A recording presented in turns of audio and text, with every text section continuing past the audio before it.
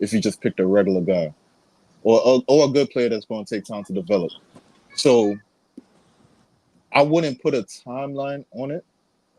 I would say we need to see where it's not about like the player that we draft. It is about him, but it's not all about him. I would say for the team and everything that encompasses an organization, I would need to see where we at 4 years down the line. Now, me personally, in those 4 years, I don't think too much winning is happening.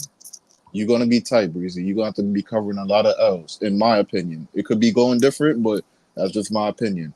But I'm not really looking at like this season or next. I mean, next upcoming draft and be like, all right, that guy is automatically going to change life for this team. And in 2 years' time, I see us competing in the playing. My thing is like, I'm looking towards a championship now.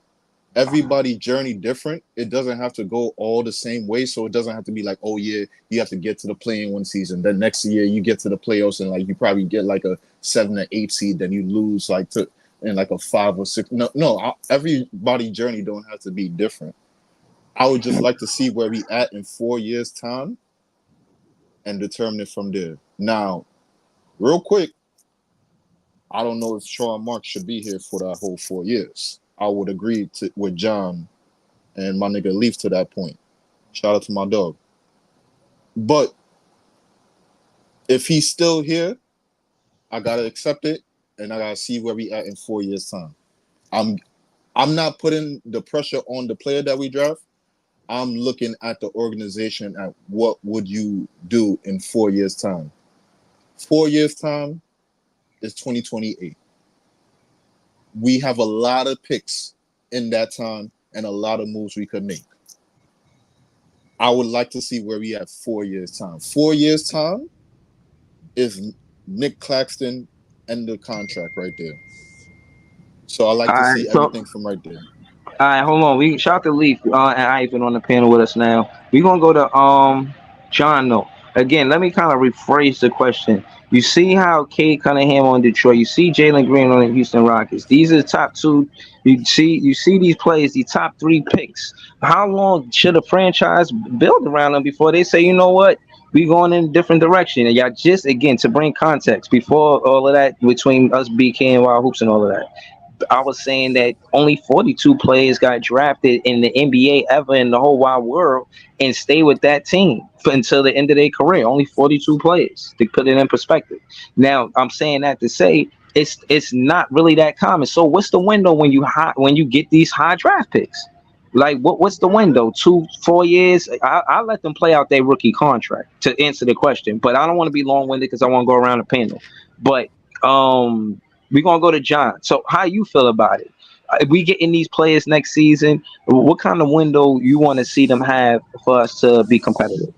Very good question. Shout out to Easy for a really good analysis of a timeline because it's kind of hard. You don't want to like we have expectations for some of these prospects or we have unnecessary expectations. Like we have to remember to keep it realistic and look at 2025, 2026 as development type years where we're going to utilize the draft to the best of our advantage to get one or two top picks.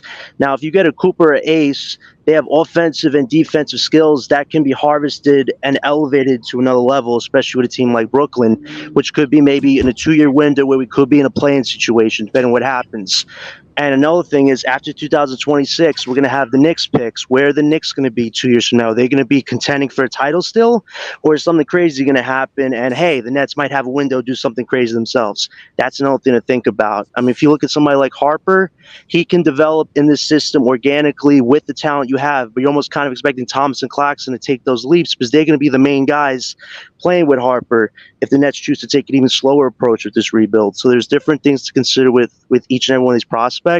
But like Easy said, 3 to 4 years, we got to see how it all plays out. But that's not a bad timeline for development because this team needs to relearn the fundamentals, have a culture, let Jordy build something with them, and to just have a structure that potential stars or vets are going to want to eventually come play with because we have to make ourselves a believable organization that not only the fan base wants to be part of, but other players as well. So we'll see how this all unfolds, man. There's a lot of factors to think about on a year-to-year basis, but I look forward to it, man.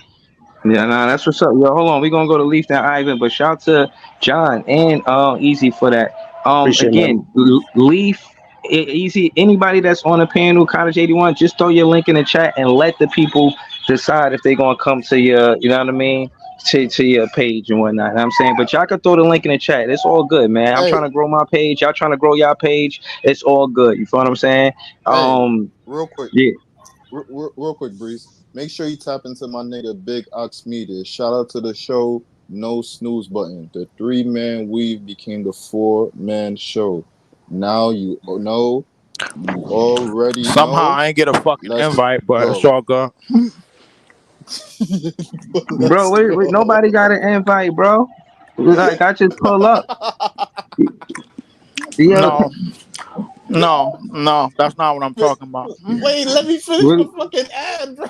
Man, fuck yeah, that. yeah. The Finish that. fucking Oh yeah, ad, finish man. that. Fuck that, cause I like the way I was described last Monday. I ain't like it. What the fuck, though? Oh, this between y'all. Yeah, yeah. Go ahead. All right, hold on. I ain't Leaf, like let it. him finish. Leaf, let him finish. Go ahead, Easy, and then you next, anyways. Leaf, All right, go ahead, Easy. let me just restart. All right. Tap into my nigga Big Ox Media. Shout out to the show. No snooze button. Make sure you tap into that Mondays and Fridays, 10 o'clock our time. I'm only talking to New York. You feel what I'm saying? Yay. The 3-man we became the 4-man show. You already know. Now let's go. Shout out to Yado. Somehow, some way, I didn't get a fucking invite to that show or whatever. I can't remember the last time I got an invite to be up on that show, which is crazy to me. But that's another story for another day. But Leaf, if I'm not mistaken, Ox said on the stream that he invited you to do a show and you I didn't. didn't want to do it? I never declined them, bro. I still got the messages on IG, and I'm gonna expose them in another later time, bro. I'm not gonna Whenever lie. this, You might have to take that to Oxford, bro. I ain't Like, taking that to no fucking court. Fuck the court. I ain't worrying about the court, man. Fuck the jury, the judge, everybody, bro. Like I ain't taking it to no damn court, bro. Like he knew what I he know what I sent, bro. I sent that nigga a message, bro. On the 8th, it took that nigga a whole 10 days to reach back to me. That's a fact. But I ain't even gonna get into that, man. I ain't gonna be upset about it. What was the question again? Yo, About the draft picks. What was the yeah, question again? yeah. Go ahead, Leaf. Yeah, so about the draft picks, in terms of like picks staying with us, to me it's all about the landscape of the NBA. It's all about the landscape of the trade market, bro. If you look around, it has been combinations to stay together for a while, but the landscape and the market of them being traded to other places had kind of been small. When I look at guys like Steph and Draymond, when I look at Joker and Murray, when I look at JT and JB, the market for them in terms of value and in terms of them to be traded elsewhere ain't really been open like that. You know, and I mean, how many trade offers have been offered for those players over those years? You got to ask yourself. So realistically, it's all about these next 5 years is going to really, really challenge whether the Brooklyn Nets can build elite talent or top tier all star talent out of the draft from the ground up, which they haven't really done. The only all stars that we've drafted, like that was our talent, what was Brooke Lopez and what Kenya Martin. That was it. And maybe You don't consider Allen, who? Jerry Allen? I mean, Jared Allen wasn't an all star Yeah, with us.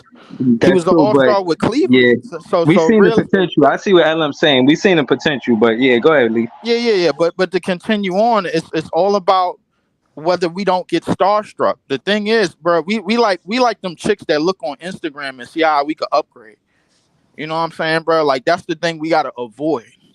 And if we avoid that, bro, while building a team, while building a culture, and while building everything that we have and setting, bro, that belongs to us, that belongs in our and belongs to our franchise, that we could be able to have a successful thing going instead of keep swapping out coaches every now and again when shit go left and things like that. The one thing for sure, two things to notice. I'm gonna land the plane by saying this: whether the front office is gonna be the same in the next 4 years, in the next 4 to 5 years, when Claxton contract is over, that I don't know, but I'm not looking forward to it.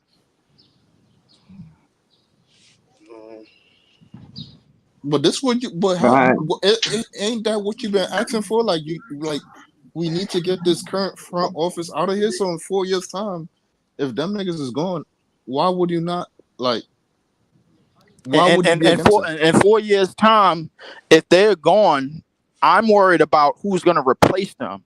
Because the thing is, bro, like it's not about the devil. The devil you know and the devil you don't know, bro. Like it's two different things. So I don't know what other some other weak ass dumbass is gonna come up in here and start fucking shit up worse than Billy King.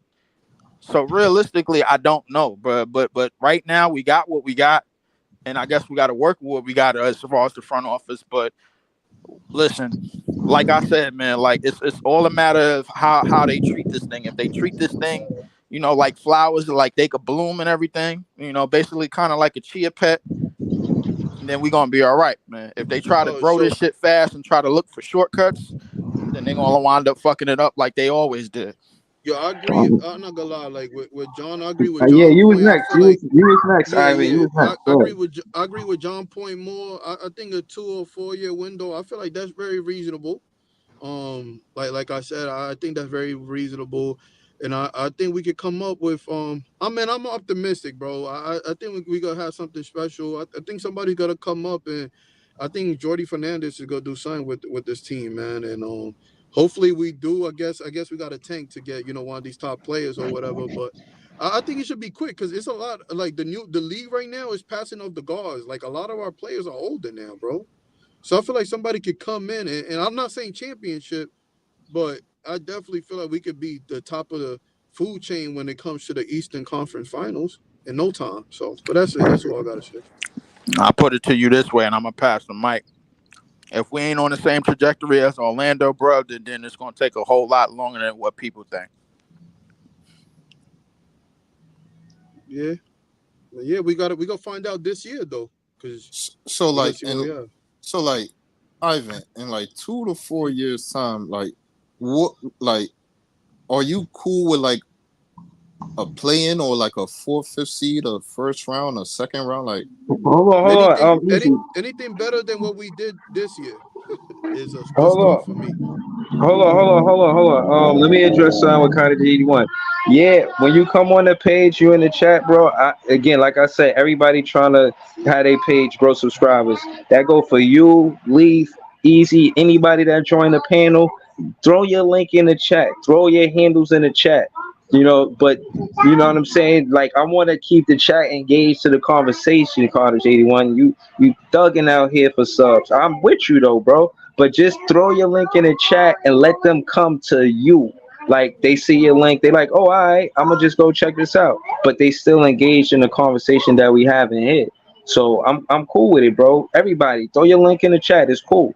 But again, that's all I ask. Nah, nothing more, nothing less. You know what I mean? The Scott, I know we all trying to grow our pages, not just me, not just Big Fan Breezy. I get it, bro. Like I'm all with it. Y'all support me, I support y'all. That's how it works. That's how it go. Scott Lewis said the chances for your franchise is all up to the head office looking ahead and some luck. Sometimes you have to leap. I agree with that, bro. I'm gonna address this comment real quick. Yeah, bro, some of it is luck, but I think a lot of that luck come from teammates being on the same team for more than one season. Sometimes the ball just bounce your way when you got chemistry. You know what I'm saying? There's things that happen. The shooters bounce. You know, you get that probably from a player having morale playing at home because he been on the team for mad long. He got the second contract. He don't feel underpaid. And this is sidebar, but it's to the conversation. Scottie Pippen was disgruntled with the front office. He felt like he should have been getting paid more. Back then, I remember them making a fuss about how much Jordan was even getting paid. So again, I'm saying that to say when building a culture, it got to go good with the players in the front office too. You know, shout out to Hoops. I'm glad he had the conversation about Cam Thomas contract, but I didn't do that because I heard what Cam Thomas said. He was like, yo, I'm good. I'm focused on playing basketball. But I'm saying that to say, yeah, franchises have to put confidence in supporting cast around that player, but not to undermine the coach. I feel like KD, Kyrie, from what it looked like they undermined the coach. So players was getting on the team that not necessarily the coach approved of. So I don't want that to happen here. Whatever happens, I want Jordy Fernandez to have a big say in the matter. I want him to be like, yeah, I want him here or no. You know what I'm saying? He has to say, not just the players. Breezy, can I respond to that real quick? What you Yeah, said? yeah. Or you good? After that, we're gonna go to LM. Go ahead, Yeah. John. So I what the mean, thing I is will. when you no, you good. When you said about the young players, no, what you said about the players being, Durant, Kyrie, having the say so or whatever. I feel like Jordy Fernandez is making these moves, bro, because a lot of younger players are more impressionable. Like you can come and coach them for the most part, and Jordy Fernandez is fairly young, so I feel like he's gonna have his blueprint on this roster quickly. I feel like he's gonna be able to, yeah, come in and that's it. That's all I gotta say. He gonna be able to do his schemes really quickly. I feel like it's not gonna take too long since the players are younger. Yeah, yeah. Shout out to Lee for throwing the super chat in there with his handle. Y'all can subscribe to Leaf at YouTube, Leaf Diggy at youtube.com/ at Leaf4788. Yeah, I gotta say, I think it's hilarious every time he does this because they could just type in Leaf Diggy and it's gonna pop up. No, you could type in Leaf4788 and it pops up. But shout to Leaf, man. I'm gonna leave that super chat there, man. I appreciate you. But we didn't hear from LM yet. You hear what we talking about? In your opinion, top draft pick that we looking for. What kind of window do you want that player to have for us to say, all right, we gonna go with you in this direction, or we gonna go a different direction? What kind of window? 2 years, 4 years? Talk to us. Honestly, I mean it's kind of hard because um a lot of the times these draft picks it takes a while for them to get accustomed. But however long it takes, I mean if anything, I think we got to start rushing the process with these players.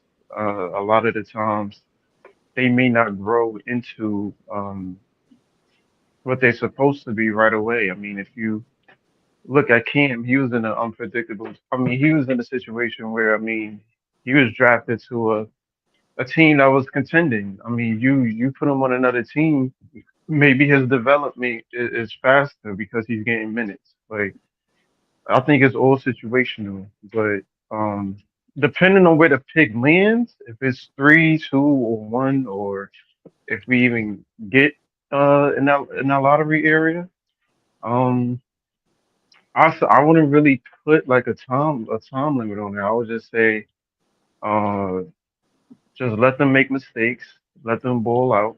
Let's see what these guys can do. Um, not be quick to trade him right away. I mean, I always bring him up, but it's the same thing with Cat when Minnesota drafted Cat. He's 28 years old. He's the longest Timberwolf player on the team. When they got Edwards, they ain't trade Cat. They kept him, and what I'm saying, now they a duo with him and Anthony Edwards. So I mean, I think you just gotta see what these players can grow LM, into. Can they be all stars? I want to add to that. That being said, they got Rob Dillingham, so that's three of their draft picks. It look like it's going to be their main players, and that's what I'm Hmm. saying. The players that you draft, they are immediate. They should be, in my opinion, have immediate importance over players that's in the free agency. That's not everywhere, but I think that's Uh-huh. the recipe for the Brooklyn Nets, and it looked like it is for the Minnesota Timberwolves too. So my question to you is, how do you feel about making them the alpha players over free agents? You think it's necessary, or it's like a case by case basis, right? Yeah, I mean, I think the draft players are important. Like they the ones that most hungry. You know what I'm saying? The free agents, they've been in the league for a while. They know the system. They know how the game works. They agents know how to get them the bag or whatever the case may be. These young players that come into the league, they got something to prove. And there's nothing more valuable than having somebody that's drafted to a team and the organization has their complete faith in you. And due to that, I mean, it's not the era of the 2000s no more where, Tim Duncan and Kobe's and, they stay on their team for the rest of their life. But I mean, you never know. I think it's just a matter of, they fall in love with the environment. The draft picks, they more hungrier, they more eager to based on the mindset of the players, they want to win chips. You know what I'm saying? They ain't been in the league long enough. They want to win a ring for the team that they go to. It may not be the case for all of them because some of them are about their bag, but for the guys that just strictly Right, focus on basketball, that right. really want to just win a chip, aka Cam, aka Wemby, aka those guys who just they don't care about the other shit. They just care about ball, winning chips for their team. Like Yeah. those are the guys But you got hold to on. keep on the team. Right, but let's take it there because I seen a podcast where I think Jeff T was asking a question. It's another former NBA player, and he asked him. He said, "What do you care about when you get to the league? That next contract or a championship?" And he said, "The next contract." And Jeff T told him, "Thank you for not bullshitting, because I know it's true." Now again, they ain't in on media; they on the podcast. They keeping it all Right, the way 100. You know what I'm saying? So I'm right, looking at it for what it is. I'm thinking that's why you know you got to be careful on who you draft. Sometimes even these high draft picks, you want to make sure you get the player that's more committed to basketball opposed to the player that's no disrespect. Like you see the dude that went to the 76ers. Like I don't want my star player to be a TikTok champion. Like You talking about that's Jared what you McCarron? doing. Yeah, like that's what you doing after the game. Like, come on, man. I want nah, to that's play that I crazy. think is gonna be in the gym or something like that. Like after a loss or some shit. Like he putting up an extra 20 TikTok shots or champion is some shit. You crazy. know what I'm I ain't saying? gonna lie. Bro, that's some real I mean, shit. I think his name is I don't McCain. blame Bro, he a him. TikTok Yeah, champion, bro. He be dancing. He could dance for what it's worth. You know, that's the a guy good, got that's a good, Wait. Who that's you a good talking about? fact. Wait, who you talking about? You talking about the kid from Philly? yeah, Yeah, he's talking about Jared McCain, but Yeah. right. that's a So good So what? point. Nah. He's not wrong in that. I think we got to pick Jared players McCain, bro. that's He about been ball, getting man. he been getting paid off a lot of that stuff he been doing since college. So I don't think it's gonna necessarily stop now until he get like a crazy NBA contract, and then somebody in the front office will be like, "All right, no more TikToks, no more dancing, no more nail polish, nigga. You time to get right." You know what I'm saying? So I mean, yeah, that's true. But that's what I'm saying. Like, you can't tell a like player he what made to he do made and what money off not to that do. nail polish shit that he got, bro. Like so, No, I no, no. mean, But no, no, no. But what I'm Nail saying is, polish is crazy. you wanna again when they consider who you gonna build your franchise around when they not playing basketball in the game in the NBA game. I do care what they doing after that. I heard AI tell stories about Kobe on how AI and them used to go to the club and Kobe was going to the gym to work out. You know what I'm Hmm. saying? So I'm right. saying that to say I want to draft a player that's committed to basketball, not just committed to the lifestyle that you get from playing basketball. You follow what I Yeah, mean? I agree with you, and I got one more thing to add before we pass it along. Now that Yeah, we're gonna story go you to said, Scott. We're gonna go to this, Scott next. Go to yeah, we're gonna Scott. go to Scott next, man. But the story you told about Iverson and Kobe, that's a true story. And another true story is Iverson spent a week where he didn't go to the club, bro. Like, and he was focused and shit. That whole week, bro, like that was the worst shooting slump of his life. I ain't gonna lie, worst scoring streak of his life, bro. Like he ain't cracked 20 points that whole week. He went back to the club, started drinking and partying. He started scoring 30 left and right. So sometimes the shit work for you that work for you, bro. Like it Yeah, is what it that's is. true. You know what I'm saying? So what worked for him don't That work for is true. everybody else. That's You know? true. That nigga Jordan used to be gambling. Nigga Jordan used to be Jordan would gambling play off 18 the holes of game. golf. Yeah, Jordan would play 18 holes of golf, gamble on the golf course, come back the next night and drop 40.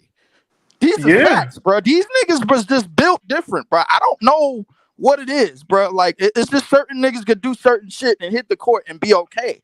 And then they Yeah. try to switch up the dynamic, my nigga, and try to be mild mannered citizens and shit, bro. Like, and then they not okay. You know what I'm saying? Like, Dennis Rodman went to Vegas for a week, drunk, party, and then came back, bro, better shape than everybody.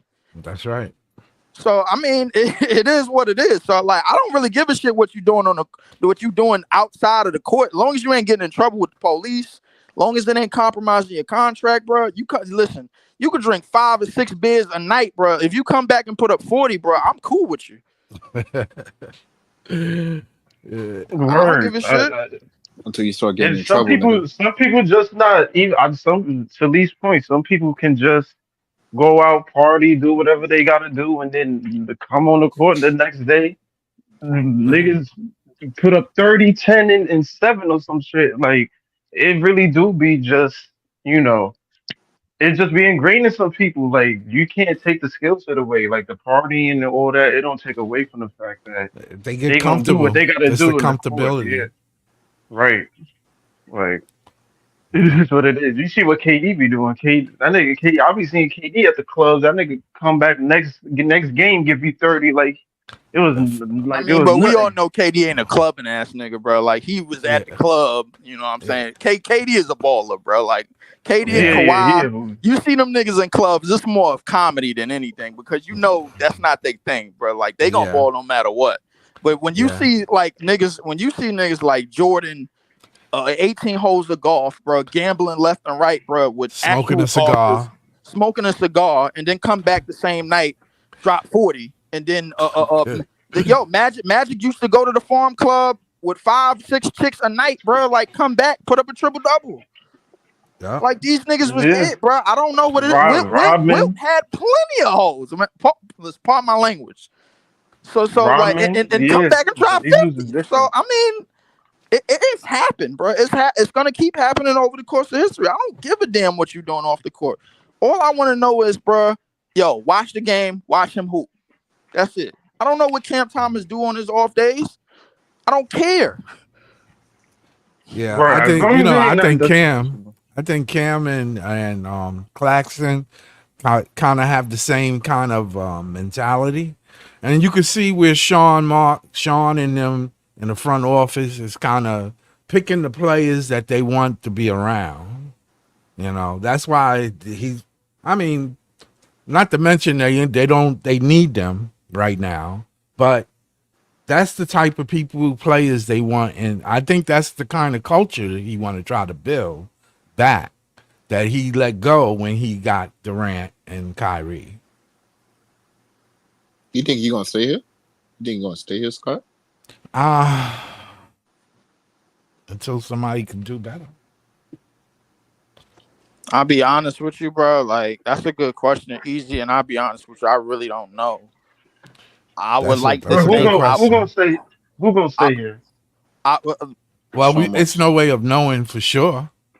I know Thomas is one of the things that I will say is that Claxton signing 4 years, 100. I mean, you can sign what you want to sign. That's still 4 years of your life. You know what I'm saying? So, like, I mean, it don't really matter about the money. That's still 4 years of your life.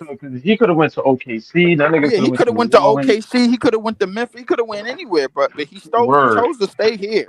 So and he now chose to stay here, yeah. Yeah. So I feel like why not Cam stay here? He see what Claxton did. He comfortable here. If they offer him the bag, I don't think he probably want to go anywhere else, especially to me, I don't like it. It don't really seem like they concerned with money right now. I mean, like it would seem like him and Clax, from everything that I've indicated, it seemed like him and Clax, you know, they okay with being in a basketball setting.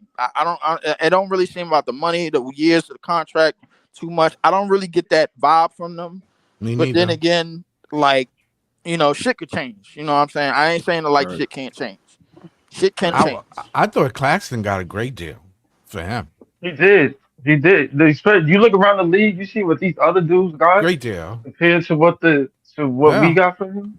Yeah, that was a very good deal. I mean, he got a front heavy contract. I think he definitely got a friendly contract in terms of the organization and how they can. It's a tradable contract too. If they it's a tradable contract. Plus, he got feel like paid. he ain't it doing is a that, tradable contract, it's a but tradable at contract. the same time, we got to He got- remember our books is going to be crazy after this year because you know who come off the books after this season. Oh yeah, they have the space. They have the So space, Tom. we gonna have money to give to players, but the thing is, we're not overpaying. No, We you're didn't not we didn't overpaying. overpay for Clax. I don't Nope. really expect us to overpay for Cam Thomas. Nope. But at They're the gonna same give him time, They're gonna give him a front heavy contract. So this Okay. way, when at that second and third year, he'll be able to maneuver yeah, some more players. right. That's Absolutely. smart. That is smart. That is smart. That is smart. So I mean, the organization is making okay moves money wise in terms of signings. Do I Yep. trust them with trades? Hell no. But hold Do I on. trust Hold on. I Hopefully can't nobody dangle a carrot in front of him, right? Hold on, hold on. Word. Please don't. Hold on, y'all. Hold on, y'all. Because you know I they gonna can't bite. do it. Hold on, I Word. can't do it, but one of y'all probably could do it. Shout to Scott, Easy, or Leaf. Check the 2026 free agency and see what it looked like because Ben Simmons coming off the books is going to be huge for the Brooklyn Nets. I know that. So what the free agency look like that year? Do y'all know? I'm gonna check right now. I could check it. Checking it right now. Let's see. 20. All right. 25. I got it right here. I ain't gonna lie, most of these dudes is not. I don't think most of these niggas is. I think they re-signing. This But, nigga Schroeder. Hold on, son. Hold. Potential. God Let's see. So damn! I ain't You gonna lie, got- this class look crazy. this class Nah, ain't look no- astronomical. ain't no- I ain't gonna lie nah, to you. This shit look no, wild. Nah, This That's the year, thing I that ain't gonna scared me lie. about Sean Mark. I ain't gonna this lie can't be to you, real. bro. This can't be real. I ain't bro. gonna This lie, cannot the be list- real. I'm looking at- One mic, Look, no, hold on, y'all. hold One up. mic, hold on. Let LM finish, and then we gonna go to Easy and Leaf. Go ahead. Nah, This shit I don't know is if this not shit real, accurate, bro. but No. if this the We list check I'm this looking shit. at, We got this shit is check crazy. this shit, So bro. hold on, Breezy. So I'm gonna just read off the names. I Bro, don't know the if this shit suspense, accurate, man. but I'm about to hit the so look, suspense right? button. So look, This right? shit is Here's- wild crazy, So bro. I ain't look, gonna lie. right? Is Damian Lillard, Steph Curry, Joel Embiid, Braun, Bradley Beal, Jimmy Butler, Kevin Durant, Trey Young, Zach LaVine, Luca, Van Fleet, Rudy Gobert, Kyrie Irving, Shea Gilgeous-Alexander, James Harden, DeAndre Ayton, De'Aaron Fox, Chris Middleton, CJ McCollum, Porzingis, Randall, Hartenstein, Wiggins, Jaren Jackson Jr., Tobias Harris, Draymond, Simons, Nickel, KCP, Marcus Smart, Norman Powell, Colin Sexton, Zach Collins, Lou Dort, Kevin Herter, Mitchell Robinson, Jordan Clarkson, Victor Wembanyama, Austin Reeves, Cole Anthony, Paulo, Wendell, Brandon Miller, Chet Holmgren, Scoot Henderson, Stephen Castle, Jabari Smith Jr., Amin Thompson. This shit is nigga. This is the free agency. No. Hold up. Wait. Simplify this shit by talking about the niggas that's gonna be unrestricted free agents and don't have player options. I mean, the niggas that got player Yeah. Yeah, options, that's they what are I'm about to look at. potentials. Yeah. You need That's what I'm about to look because I at. know good and damn well Wemby is not no damn. He's a restricted So free agent. you said the restricted free agents? The unrestricted, the restricted free agents, they gonna get paid, bro. Like I don't need the unrestricted free So agents. all right, so the unrestricted free agents, so it's 89 players. So Stephen Curry, LeBron James, Jimmy Butler, Kevin Durant, Fred VanVleet, Rudy Gobert, Kyrie, Shea, James Harden, Ayton, De'Aaron Fox, CJ, Middleton, Porzingis, Randall, Jaren Jackson Jr., Tobias Harris, Simons, John Collins, Terry Rozier, Mikal Bridges, Aaron Gordon, Jared Allen, Vucevic, Marcus Smart, Harrison Barnes, Duncan Robinson, Norman Powell, Colin Sexton, Nurkic, Zach Collins, and Mike Conley. That's 2026. That's 2026. Yeah. Yeah. But Yep. 2025, Ben Simmons is on top of the list. No, Yeah, 2025. I give you the potential free agents. That's for next 20 year. Yeah, all right. So Yeah. next year, I'll give you the potentials. So Jimmy, Aaron Gordon, Brandon Ingram, Kyrie, Laurie Marketing. That's just unrestricted. Yeah, that's That's just unrestricted. Right. unrestricted. So I'm Right. gonna get to all the rest of the unrestricted free agents coming up. So okay, 2020. LeBron, Van Vliet, Rudy He probably Gobert, retiring by then. Kyrie, Ben Hold on, hold Simmons. on, hold on. Hold on, leave. Hold on. Since we reading it off, LM started, right? Name a Hmm. it's a two-part question for everybody, but we're gonna start with LM since you read the list. Shout to you. My question to you is, out of all of the players that you mentioned in that 2026 draft, one, as a Nets fan, do you want us to compete after the 2026 season? Like, soon as Ben Simmons come off the books, and we get the player that you gonna say that we should get in that free agency out of whoever you just mentioned, all the players that you just mentioned, just pick one. Um, how do you think we should compete from there, or we should go heavy with the 2026 draft and be a bad team again 2 seasons in a row? How you feel? Oh, holy shit. 2026 is a really elite draft, but this free agency, 2026 is a year. Holy shit. Yeah, Honestly, that's a yeah. I don't know. I mean, judging off these free agency picks, LeBron is Dunzo. He's probably retiring. Yeah. I think Steph might resign. Jimmy Hmm. probably adios. With him in Miami, so Jimmy might be out of there.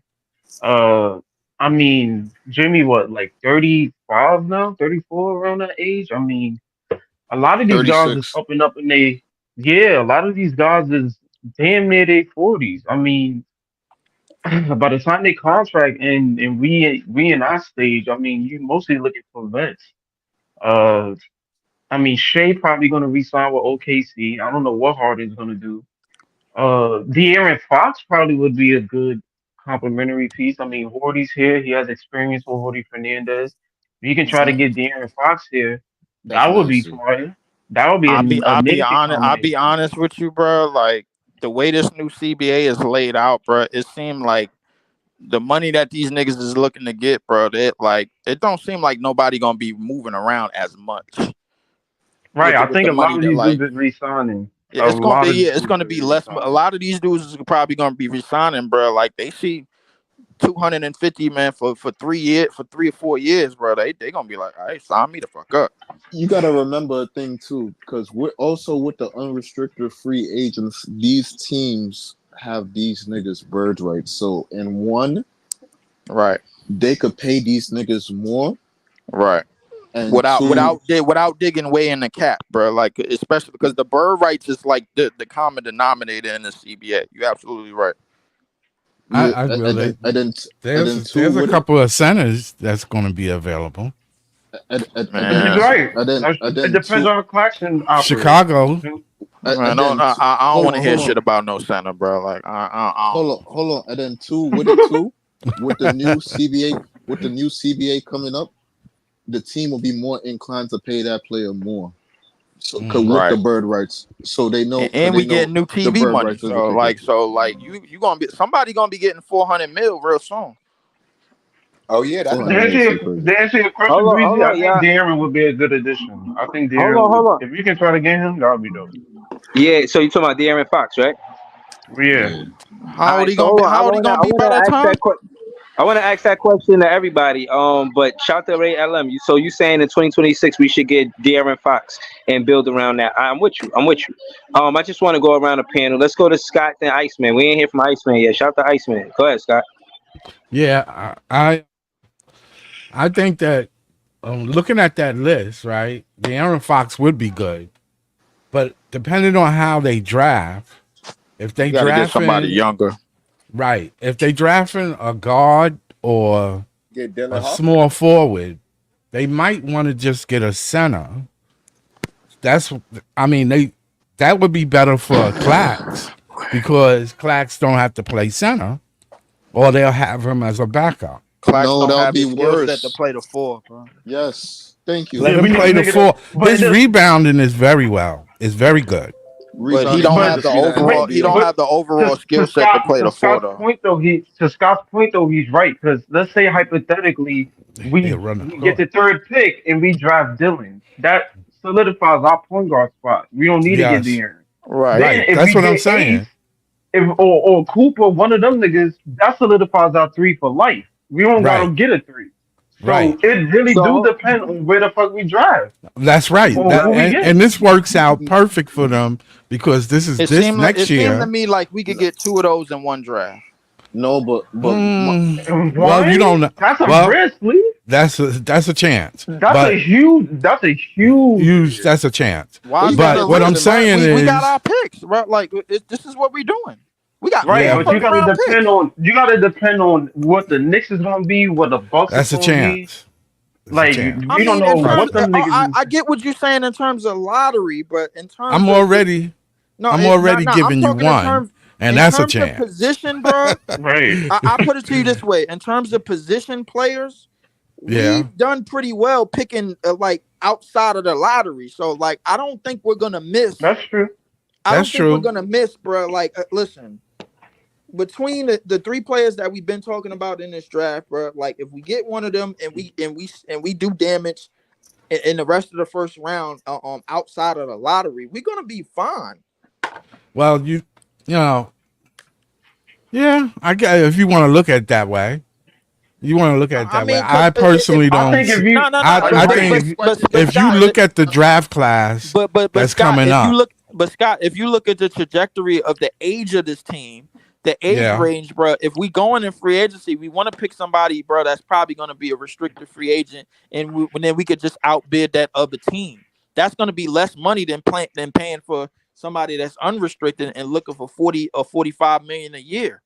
I'm not looking at the top of that list. The top of that list is not going to be for the Nets. No. The top of that list is not. The top of that list is not going to be for the Nets. The spots where we at, we got to look at the unrestricted niggas that's under the age of 24.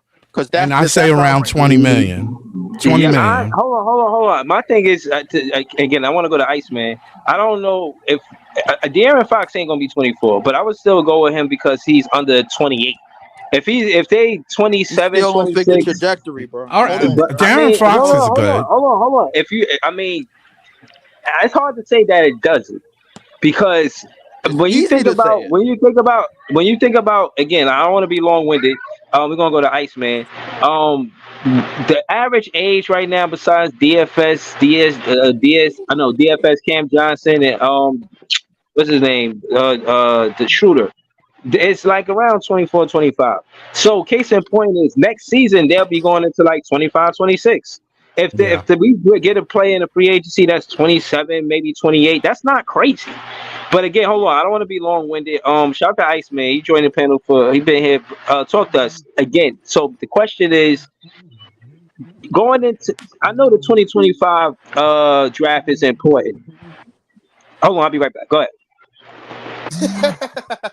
That was wild, crazy right there. What's good, fellas? Had something happen at home, but let me ask you what's good, fellas? You know what I'm saying? Like, yo, Iceman, let me ask. I feel like all of us, y'all don't think we're gonna try to get a free agent next year because we got multiple picks in the first round next year. I feel like our pick is gonna be what we want to pick, but you can't develop like 6 different players. We got a bunch of picks. Aren't we gonna? Y'all don't think we're gonna get a free agent next year once Ben Simmons gets off the book instead of the year after that? Well, what I've heard, right? What I heard is that they might look to get a free agent after 2025, and that's what they're looking at. They don't think they need to do 2 years of terrible basketball. They might just do 1 year of terrible basketball. That's what I heard they looking to do, and it could change because, like LM said, 2026 draft is gonna be crazy. That dude AJ being compared to LeBron and I can't remember who else, Paul George. So you know what I'm saying? There's another dude in there that AJ is a monster. That's what he's being compared to. So if you happen to land like Ace and you happen to land a AJ, like your wings, you're gonna start to look like Boston. You know what I mean? if you get 2 elite wings like that, then you know what I'm saying, sky's the limit for everything else, every other position. So it all depends on like what everybody said, depends on what they draft this year and then what it look like next year. You know what I mean? Totally agree. Hold on real quick, because I just looked on the website. Yeah. Yeah, I think they're gonna just look at the draft and go from there. I'm looking at restricted free agents in 2026. For the most part, I don't want to read off these names. For the most part, these are young players. So here's my question real quick. When y'all say free agent, what do y'all mean by free agent? Like what? Like what? No. But like when y'all say like, oh, we got cap space to sign a free agent. When you say free agent, like what player do you have in your mind that you want to come here? Me, I want a center. So which center do you have in mind that you would want? Chicago center. Vucevic? Yep. He's under 20 million now.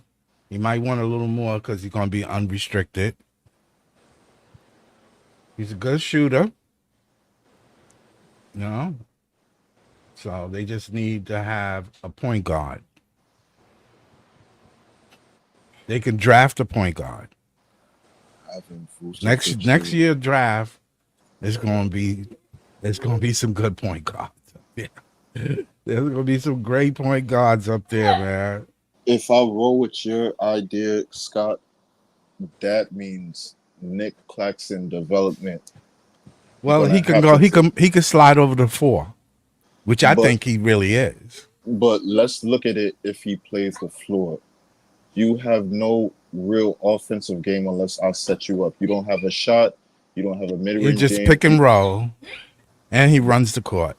But now, he's a rim runner. So that means I'm signing Vooch to be a space out 5 then, and then I take right or a half court. But one of Vucevic's best attributes is his rebounding game. So if I'm having a space 5, then I'm really. You don't have to put them both out there at the same time. I'm paying $125 million. I might pay the other $120 or $30. Yeah, well, I think you can get them for less than 30. New TV deal gonna fuck up the cabin. People not gonna be thinking. They got to spend the money anyway. That too. You got to spend. But you got to meet the cap. But then at that point too, then I'm gonna have Nick Claxton. His game gonna have to take a tremendously. Now I'm gonna need you to hand the rock and play make now. Some things that you haven't done. He got to earn that money, man. I think he can do it. Cam Johnson was playing the 4 and he can't play make or handle the rock. Cam Johnson can't defend either. He can't defend. He's not.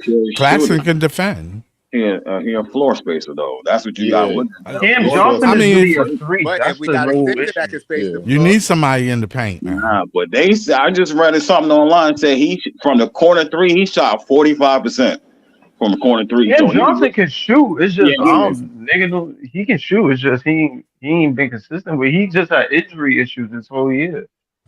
And he don't got the clutch G at all. That's true. You see, y'all niggas say that, but y'all niggas say that, but when I saw this nigga on Phoenix, he was bailing them niggas out. So I don't know what the fuck going on. But he ain't doing that here. No, I can tell you why. I can see, and that's so easy to explain because you got to look at it like I said with Phoenix, when they ran, they was always running, so he always caught a rhythm. Plus, you got a point guard that's going to give you a rhythm. Like when Ben went down, there was no more rhythm given. You know what I'm saying? He didn't have no rhythm. They had to try to find a rhythm themselves. So that throws off his shots, and he got to try to create a little bit. Too much, the ball being in his hands too much, that messes up everything for him. Now, you know the Eastern Conference is going to slow the game down in the playoffs. You know that. You know that. Yeah. You know it's not going to be. Did it really you ain't going to always be running, especially in the fourth quarter. Did the playoffs really slow down, or it depends on the team you play in the playoffs? It depends on the team. All right. And a lot of teams in the East, half court is boss. Half court is boss. That's true. Half court is where it's at in the playoffs. The full court shit is a whole other topic. Like you get I'm your not fast breaks, saying, you get whatever, But I but wouldn't. half I wouldn't court just. But I is a wouldn't just. whole different ball game. But I wouldn't just lock it down to the East. I say the West does that as well. Denver did that. well, you got to Minnesota get did to the that. fun. Dallas did that. Yeah. Because they got the players to do that. Yeah. You know what I mean? Right. Yeah. No, but The only player on this team that can rip on the half court you really don't need to be worried about if we keeping it a buck is Cam Thomas. Yeah. I would at least think so. Everybody else, bro. I you mean, still gotta I be guess worried about Cam Clowney, Thomas. but In a playoff but setting, if we talking about like a LM, if we talking about like in a playoff setting, you still gotta be worried about Cam Thomas. There's still some deficiencies in his game. If I send a double at him, he don't know sometimes where to pass the ball to. That's a deficiency right there. You're gonna take advantage off the rip. bro, We're hoping that he the develops. beautiful thing if I about put that You're Easy, hoping is that he develops. If I put a guy on right. from 94 feet, from 92 feet, and I bring another guy to trap him, he don't know where to put the ball to. That already But right there, I could take advantage of.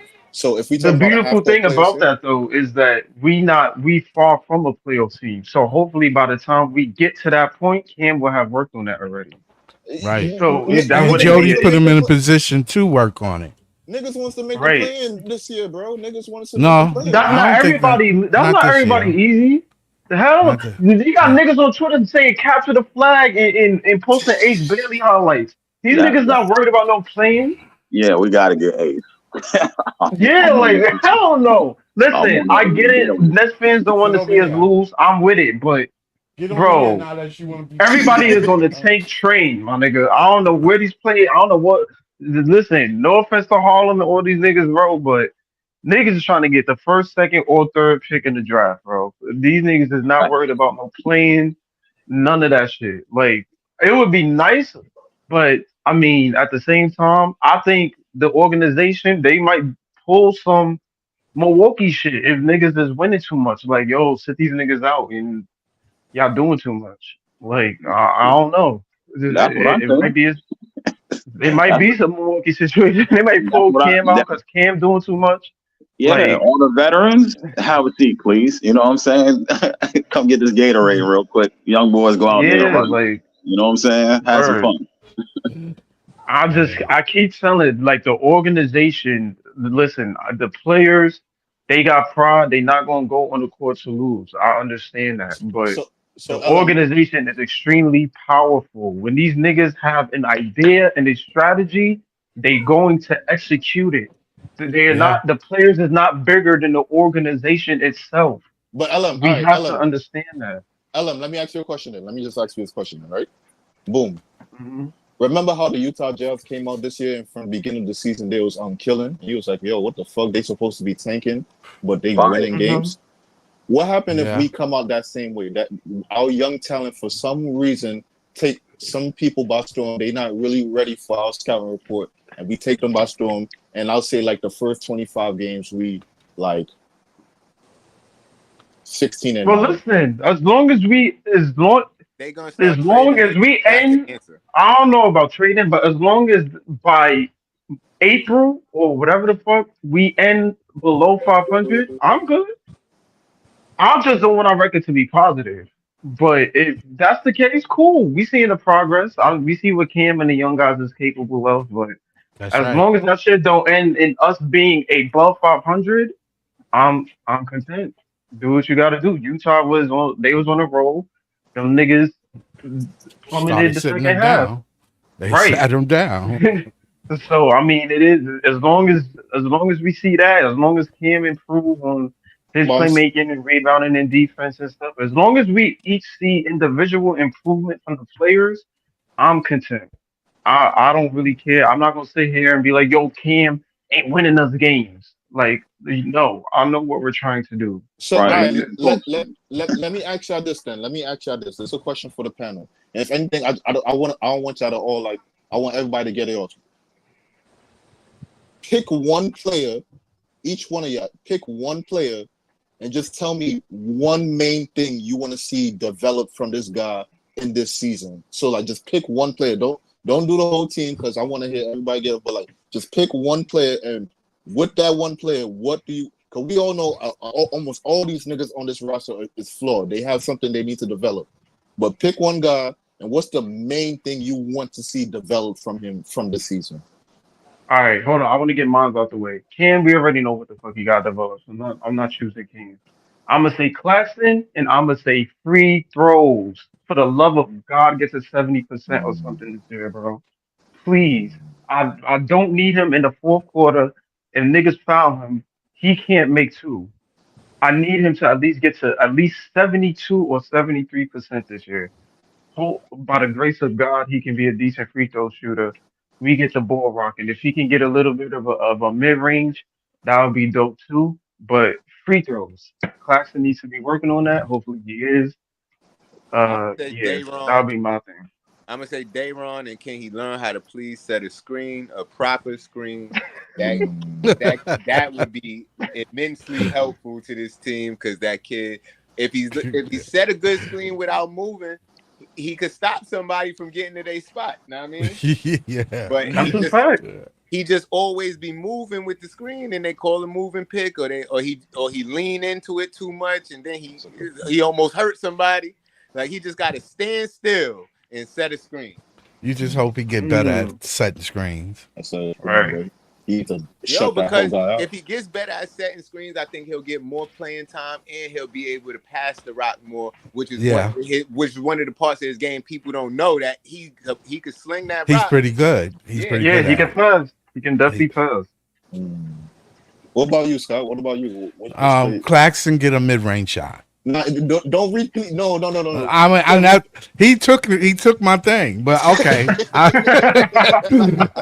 He took it. I was thinking the same thing. He was saying, Claxton with the free throw. I want him to have a mid range. I want him to work on that mid range shot when he do that pick. When they do a high pick and roll or a mid pick and roll, he be able to pick out. He don't have to roll. He can pop. Right. He can pop out. Right. That forces them to come out. If he can just show that he can hit 40-something% of them shots, that'll force them out. I'm telling you. Or the Nets will be, they'll be a good team. They'll be a good team if they leave him open. If he can hit it. Right. That's what I want. What about you, Leaf? You here, Leaf? Oh, I know Leaf busy. Leaf is somewhere else. Yeah, but for me, I want to see Clowney develop handling and playmaking. I know that's two things, but I think they coincide. If he can do that, he can throw so much versatility in the offense. And from what if he can do that, that's a fact. So let's just look at it like this: if he can just bring the ball up the court and initiate a DHO, a dribble handoff, that brings so much to our offense right there that we could do so much out of that. Now, at that point, I can alleviate Cam Thomas' pressure, and now I could get a more efficient shots. Now, if I run a dribble handoff, I have the chance to have an open shooter in the corner, depending on who I got the DHO coming off of. Right. So I'm not gonna lie, that's a big ask that I'm asking from him, but I would love to see that. Him putting the ball on the floor would be fire. Yeah. If he can do that, that would be amazing. That'll open his game. His game will open up. But I got one for you, Jalen Wilson. Jalen Wilson, right? Jalen Wilson. What I want to see different from him is he got to be more consistent when he drives to the cup and stop doing that side running floater.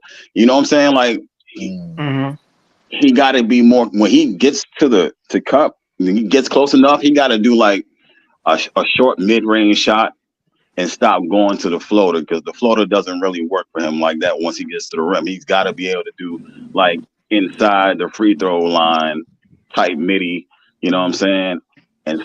And he's got to change how he's trying to put the ball back up after a rebound. He either has to take it back out or go up really strong and not flat-footed. Like that's his main problems that I see with Jalen. So that's what I would like to see different from him. That's a good point. That's a real good point. That's valid. I need all of these dudes to stop floating away from the rim and get some contact. Besides motherfucking Cam Thomas, he the only one that likes to initiate that contact at the rim and make sure he's getting some foul shots. Everybody else is leaning away and trying not to get contact. Right.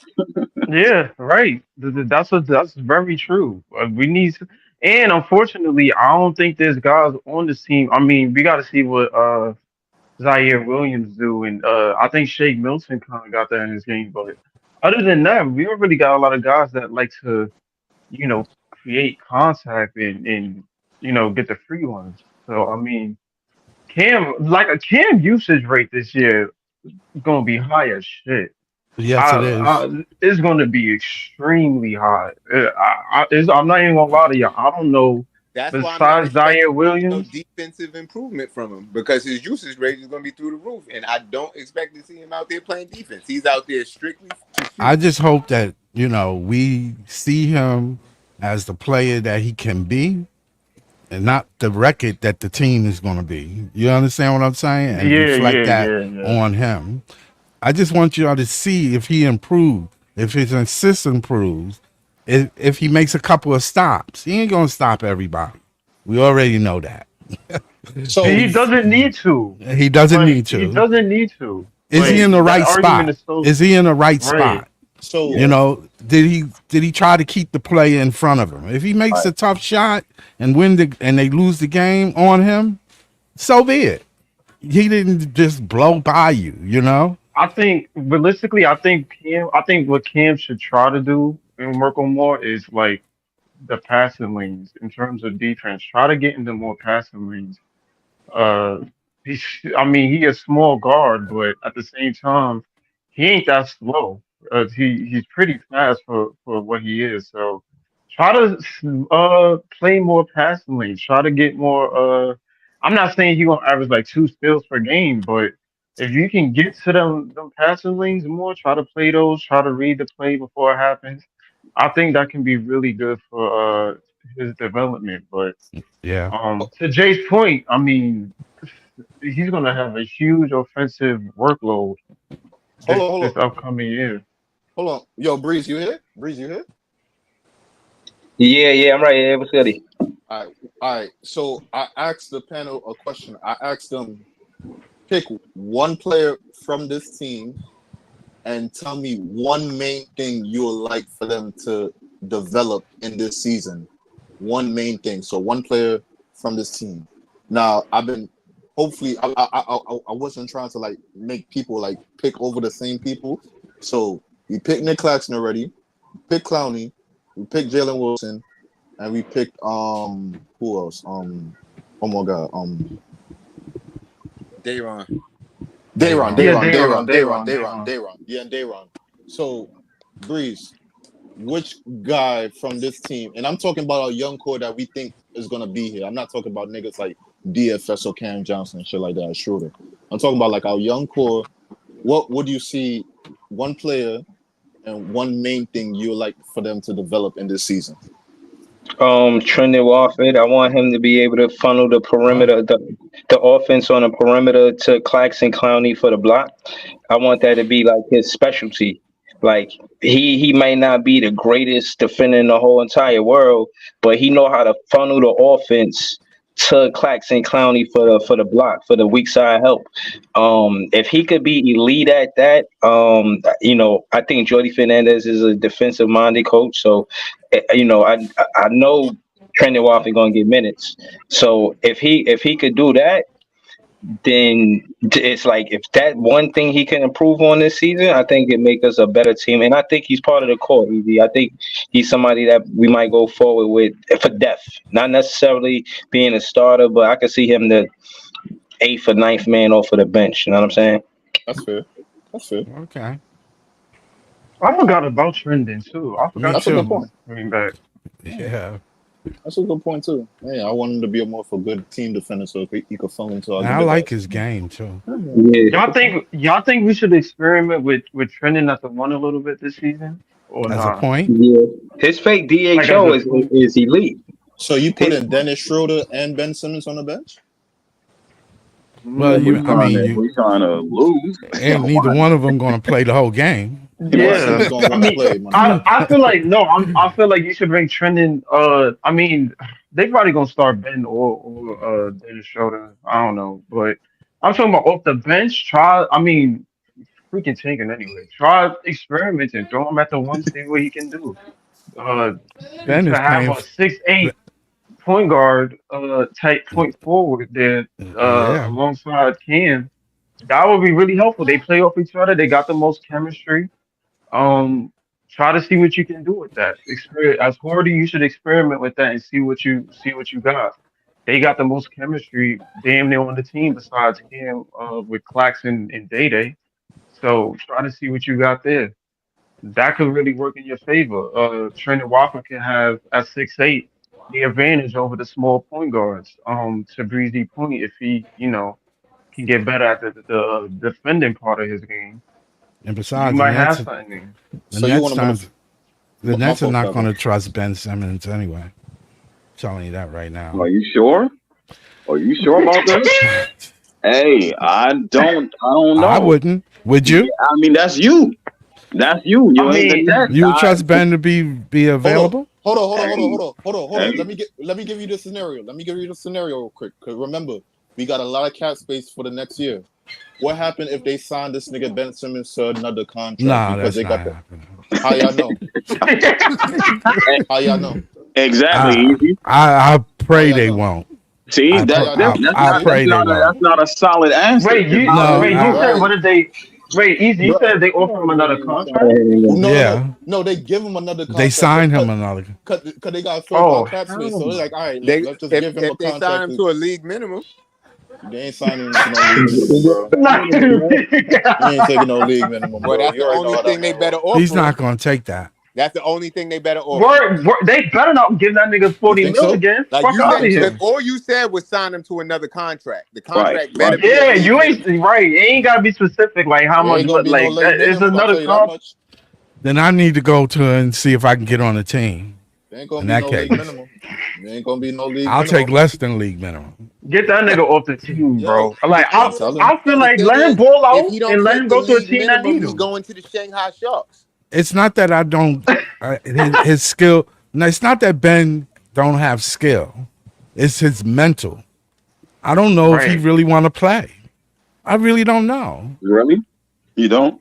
It seemed like he wanted to be a fashion model. That's Does Iceman it? I'm God, telling y'all, man. You gotta Does it? chill. no Does it? other team. If he don't Yo. do something great this year, no other team in the NBA is ever signing Ben Simmons. I So just he don't would want him have to to take start. the league minimum.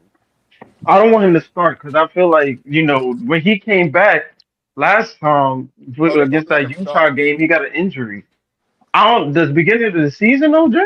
They're gonna let him start because they want him to try to like sink or swim. You gonna go out there and play, and we're gonna be able to trade you for something great, or you gonna go out Yeah, there that's and what they're look gonna ass, do. and you and it's the end of your That's a career. good point. I That's a good agree. point. That's a Yeah, good but point. Jay, I don't want to fucking get traded because I know I could bank y'all into in a corner and get a big contract from y'all. So I don't want to get traded because y'all got cash space and y'all got really nobody to give it to. So how about you give it to me?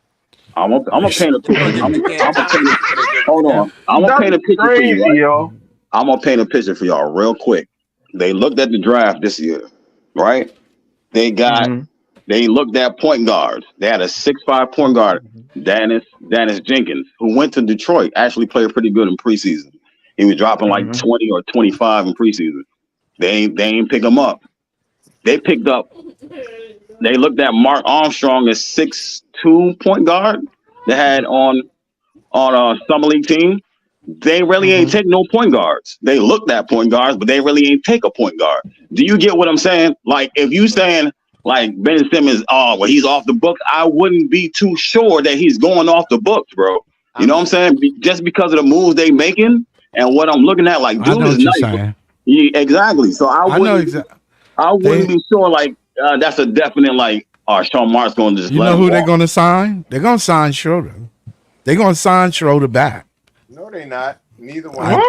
Guarantee you that. That's a huge crazy. I mean, they're gonna sign him back because of his Why they kept experience. Schroeder right now is because he got another year on his deal. If it wasn't for the fact that he already had another year, he would be going too. Right, Who we talking about now? Schroeder. Let Scott say why, and then we'll get into Jay rebuttal. Go ahead, Scott. The reason why is because Schroeder got experience. He has experience on the floor. He know where the ball need to be at. He know what y'all want to do. You need somebody with experience. If you're gonna draft a guard in the next round, you need an experienced guard for him, so he can see. Scott, I'll do a little bit better. It's not just experience, bro. I think he has a little bit of the dribble pass shoot combination that you need at the guard position. Right, he does. The thing about it, he has a certain level of control, but obviously he's not a starter. He's not a legitimate starter in this league. Hey, you're not trying to win this year. Yeah, obviously that. But I will say this about Schroeder: like Schroeder was a definite upgrade from what we had coming into the season for sure. Now we just sat there and said that De'Aaron Fox is going to be 2026. No, they're going to have He's going to be an unrestricted free agent.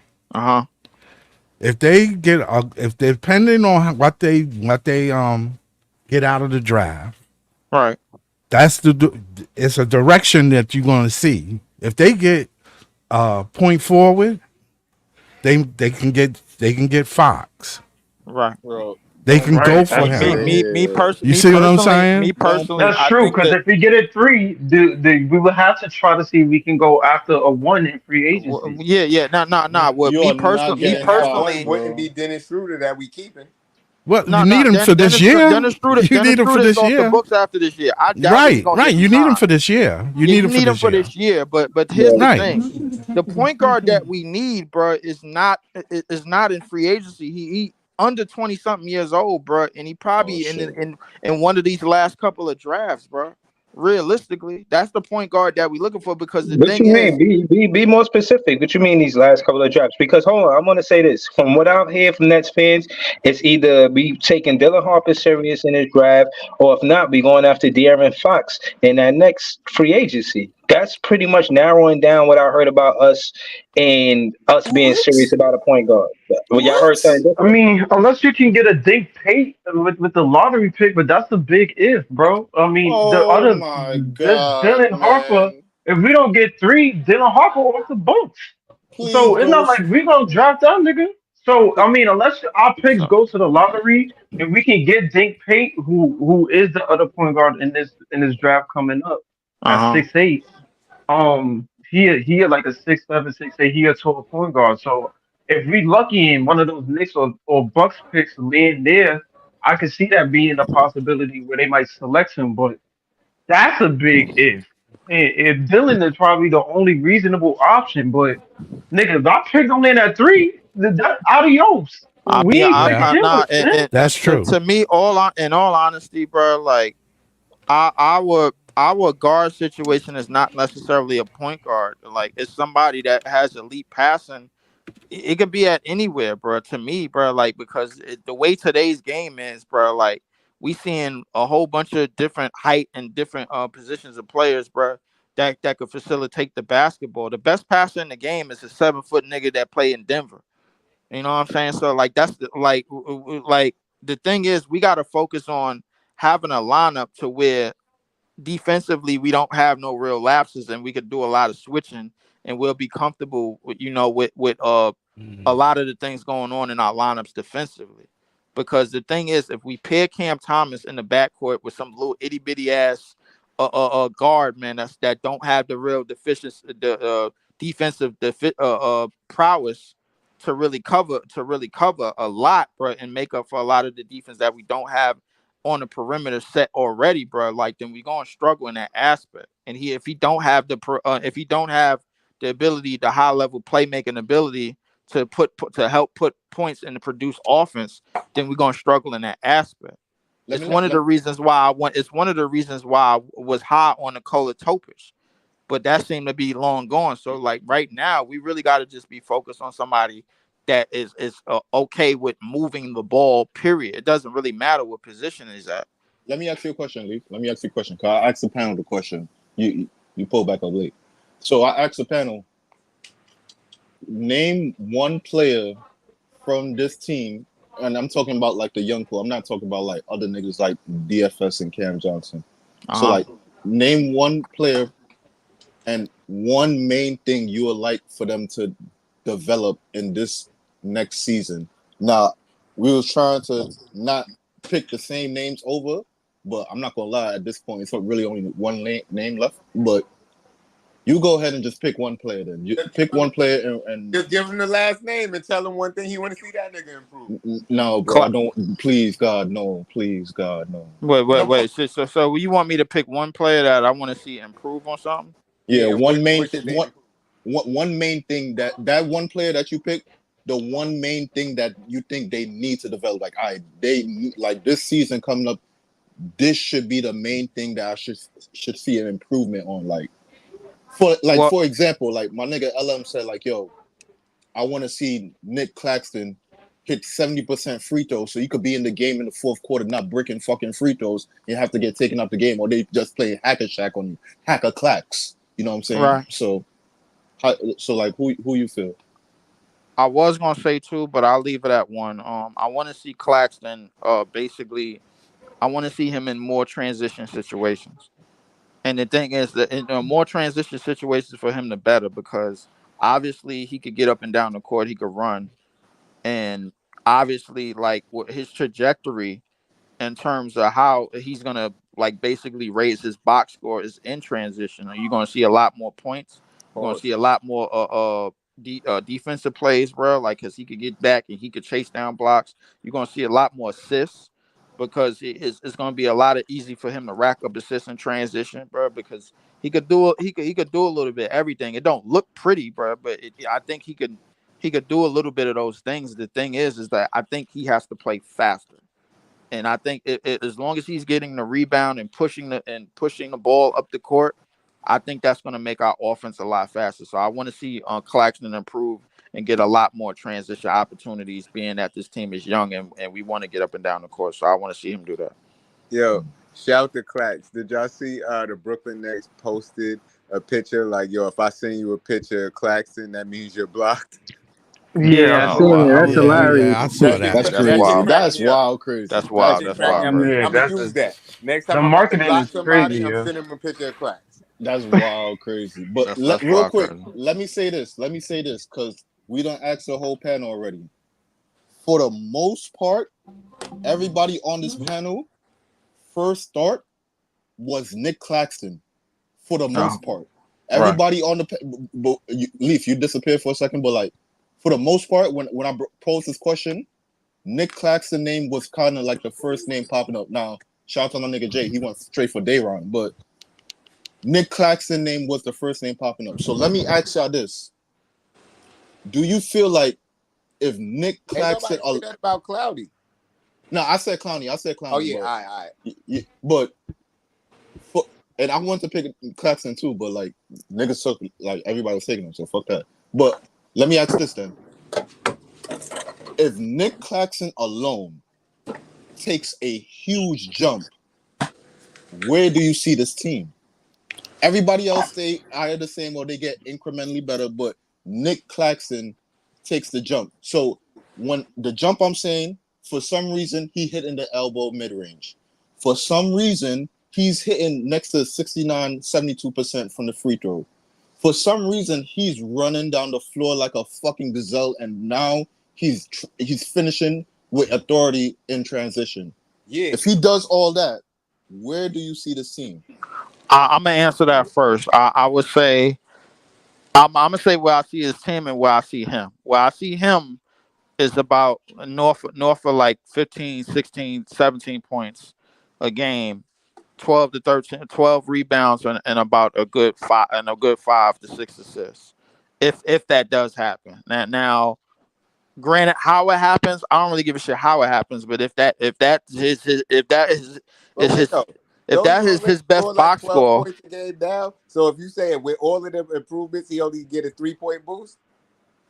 with all of them improvements, he get a 3-point boost because eventually it's going to be teams that's going to slow us down. You know what I'm saying? That's why I'm saying that. So the reality, I feel like if he start doing all that, he averages at least 20. No, I feel like he's still going to have a lot of defensive responsibilities, more so than anything, bro. So I mean, even with him and Clowney on the court, bro, together, I still think he's going to have a lot of switchable opportunities. So I think if his game rises to that, it could get closer to 20, but I see it at the most at being like 18, 12, bro, and 6, like on like a good year, depending on how fast the offense is, depending on what our defensive game plan is, because he's going to be involved in a lot of switches as always. I feel like he could do that without a jump shot. Just off those raw numbers alone, he could do that without it.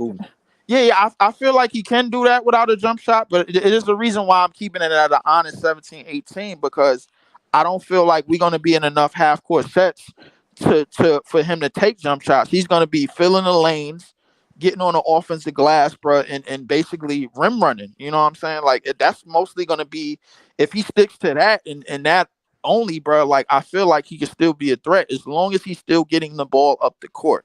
Now, in terms of us as a team, it's going to be like dependent on how we fill the rest of the roster out, because obviously he ain't going to be playing a whole bunch of the whole game, and we don't really have nobody outside of that with that level of prowess and with that versatility at the 5, bro. Like we got Clowney, but Clowney going to be more spaced out on the perimeter because he could shoot. You know what I'm saying? So the reality is that he has to play faster. You know what I'm saying? I don't want to see him standing still at the top of the key waiting for somebody to come to the ball.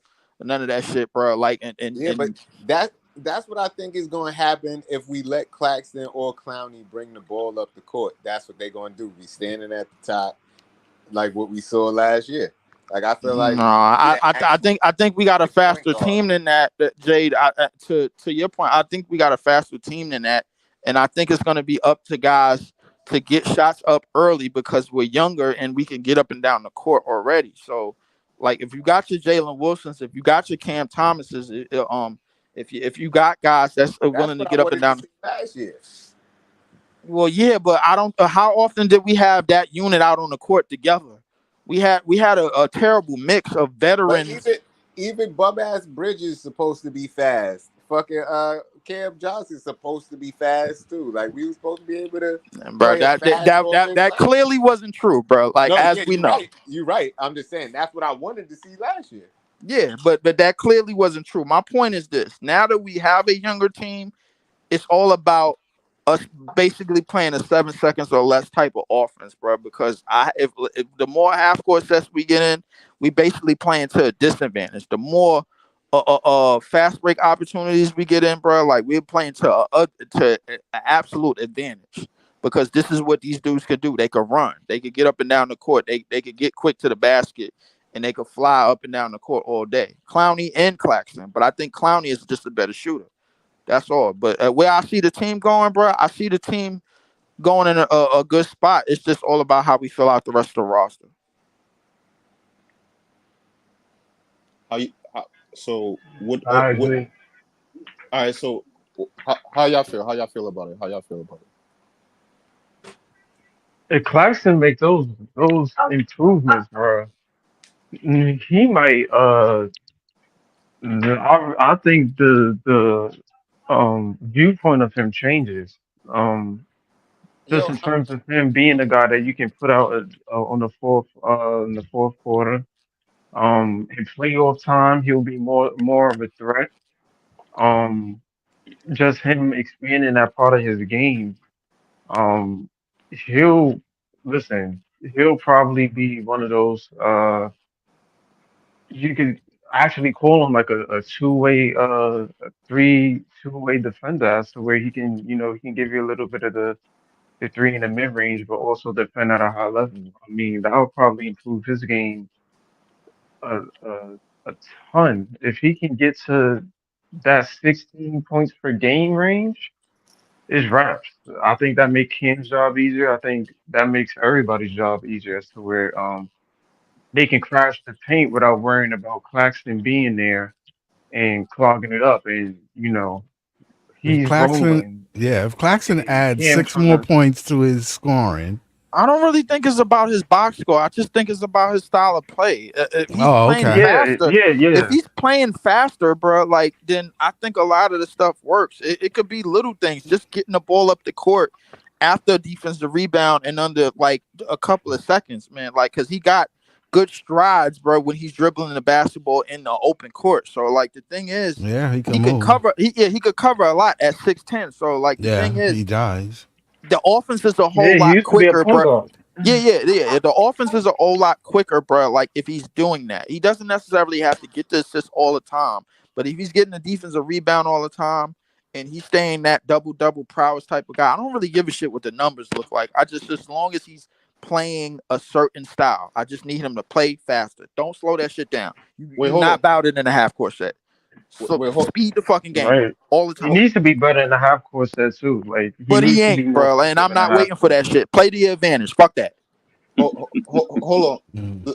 Eskimo, how you feel about that? So all those improvements that I talked about with Nick Claxton, how do you feel about that? How, like, if he make those improvements, how do you feel like it would benefit him and the team? How you take that? How you see it taking shape? I see it because it would change the offense immediately, right? See, and this is why I say I wouldn't be so sure about losing somebody like Ben because of what Leaf just pointed out, somebody that can run fast, distribute the ball. But if Nick Claxton could get on that, right? If he's doing that this season, then you could find a different type of point guard. That changes your personnel, right? Because if he can distribute a little bit, if he can shoot the elbow shot, like Elam said, he becomes more of a threat on the offensive end, right? So right now, as Nick Claxton, who he is, he's not really an offensive threat. You know what I mean? On the glass, rebound, putbacks, a little hook shot there. So if he can create ISO 1-on-1, just give you a little jab step and pull up, that changes the whole defense, the way the defense is playing the offense, and that changes the whole offense as a whole. So now you can mix and match your personnel. You can put shooters out there. You can put people who run out there. And like Leaf said, if you push the pace with him doing that, that's a whole different ball game. So it just changes the whole team. Yeah, if he can pick and pop, it'll change his whole game. It'll change his whole game. Not even shooting the three, just a 20. I agree with y'all, but again, I still feel like him having that pick and roll threat, I won't say it's enough, but I think the primary focus of him is defense. And the offense you generate from him, you get it from, you can't double Cam Thomas with Claxton on the floor. He at least has that power dribble step through to the basket. He at least got a little baby hook. He ain't got no incredible offensive bag, and I don't think we should expect it from him. This is why I disagree with Nets fans. I think that he stay consistent around the basket, just being good around the rim, get some more offensive rebounds. I rather him get it out the mud. Y'all talk about him putting up more points. If he could have a better free throw percentage and have better offensive rebounds, that's where I want him to get his points, opposed to him developing this 15-footer, because I like his pick and roll game. It's definitely hard to guard his pick and roll. So I'm saying that to say he could put points on the board outside of, a 15-footer. He could be better at the free throw line, and he could get better at offensive rebounding. I want his points to come from there more than I wanted to come from him developing a 3-pointer or a 15-footer. Well, he hit that 3-pointer from the corner and stared Kevin Durant down. Told him that was for you, man. Wait, real quick, and I want to ask you the same questions, but real quick, Adolf, I'm not asking for it. Me personally, I view basketball sometimes a little bit different. Sometimes I look at a young player, when they come to the league, I don't need to see too much after 2 or 3 years. Like, like the first 2 years, I could understand sometimes, like, some players could get better, but I understand some players come in like, this is who the fuck I am, and I'll get incrementally better in that role. But I ain't really trying to do too much else. Like it ain't gonna be too much different for me. So like if you got like a inside presence, I like to just catch rebounds, offensive rebounds. So like a Tristan Thompson, right?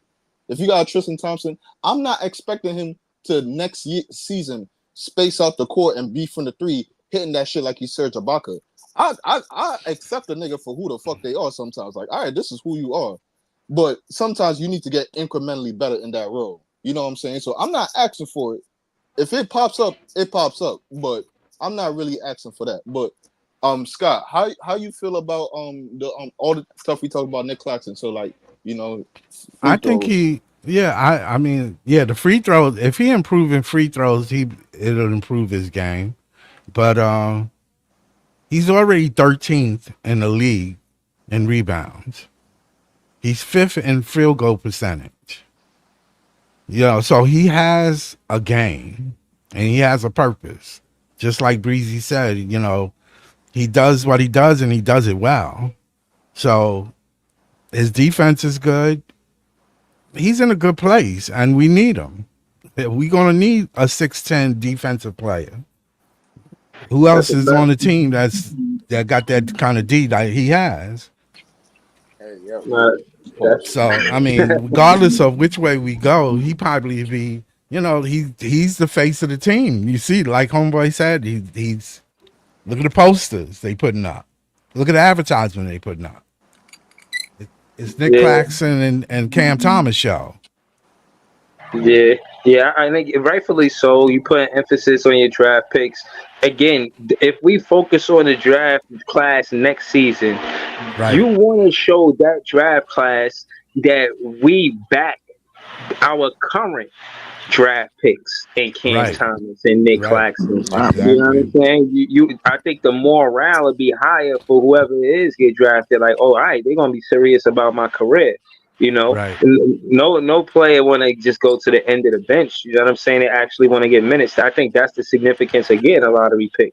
And whoever it is, they're going to get a lot of minutes. They probably going to be starting. Of course, they're going to get a lot of minutes because everything it is based on, in terms of the lottery picks that we talked about, they position pretty much demands it, at least on this team, because at the small forward, we don't have a legitimate starter, even though Jalen Wilson's probably going to start this year. And at the point guard, bro, we ain't going to have a legitimate starter after this year because we signing Schroeder. So the reality is that obviously Cam Thomas, Clowney, and Claxton are still going to be here just off the strength of like their contracts and their rookie skill deals. Speaking of Clowney, I guess not necessarily Claxton because Claxton just signed $100 million. And Cam Thomas, we probably gonna be looking for him to resign. Well, hopefully we don't overspend for him, and he don't look to go nowhere else. But the mainstay in all of this is that obviously, bro, like what astronomical leaps is a Clowney and a Claxton and a Cam Thomas gonna take, and not just individually, but as team players.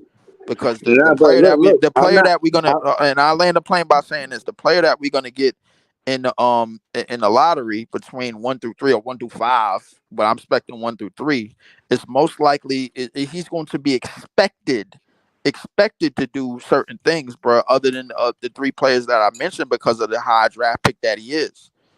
Right, but no, I feel you, but what I'm saying is morale wise, if you look at us and you see Clax, Clowney, Cam Thomas, and Jalen Wilson, all draft picks in the starting lineup, you gotta feel like, yo, if I go to that team, I could turn that team around. I know I'm gonna get the opportunity. They haven't had success with free agents outside of Kid.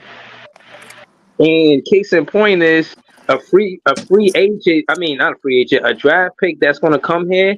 I think they want to come here. I think they know they more than likely going to be the face of the team, or at minimum, they know that their careers is going to be invested in. I really do. I don't think this is calculus. You know what I'm saying? I really think that we're going to get Ace Bailey or Dylan Harper. I'm 80% Ace Bailey, 20% Dylan Harper. You know what I mean? I don't. But I can't 100% say that. But I might FanDuel it, bro. If I could FanDuel who we going to get, I might FanDuel Ace Bailey, man. I think it's him more than anybody. I ain't More than gonna lie, Cooper I might Flag. FanDuel it myself, bro. I could use some of them. I could use some of that chicken, bro. Like fix this damn page up, bro. I ain't gonna lie to you, bro. Like I could use some. I could use some of them wings, bro. Like for real, bro. But Ace Bailey seems like more of the consummate fit all around, not just as for basketball purposes, but for city purposes, for placement. I think Cooper Flag is more for like Portland. I ain't gonna lie, it don't seem like he more for the tri-state area, bro. Like it seemed like he more for Portland or Boston or one So of hold on, them let me ask you this: damn fan bases or whatever. who did Ron Harper get drafted by? The Clippers? He got drafted by Cleveland. So do you think that it's possible that he could go to Cleveland? Like his Hell top pick? no. Oh no. Hell no. Absolutely not. Cleveland gonna be a way better. Cleveland gonna be they're gonna be a way better team to even contend for lottery, bro. I think Dylan. That's a fact. I think Dylan Harper. He probably will be more of a Chicago type thing, bro. Like because his pops play for the Bulls.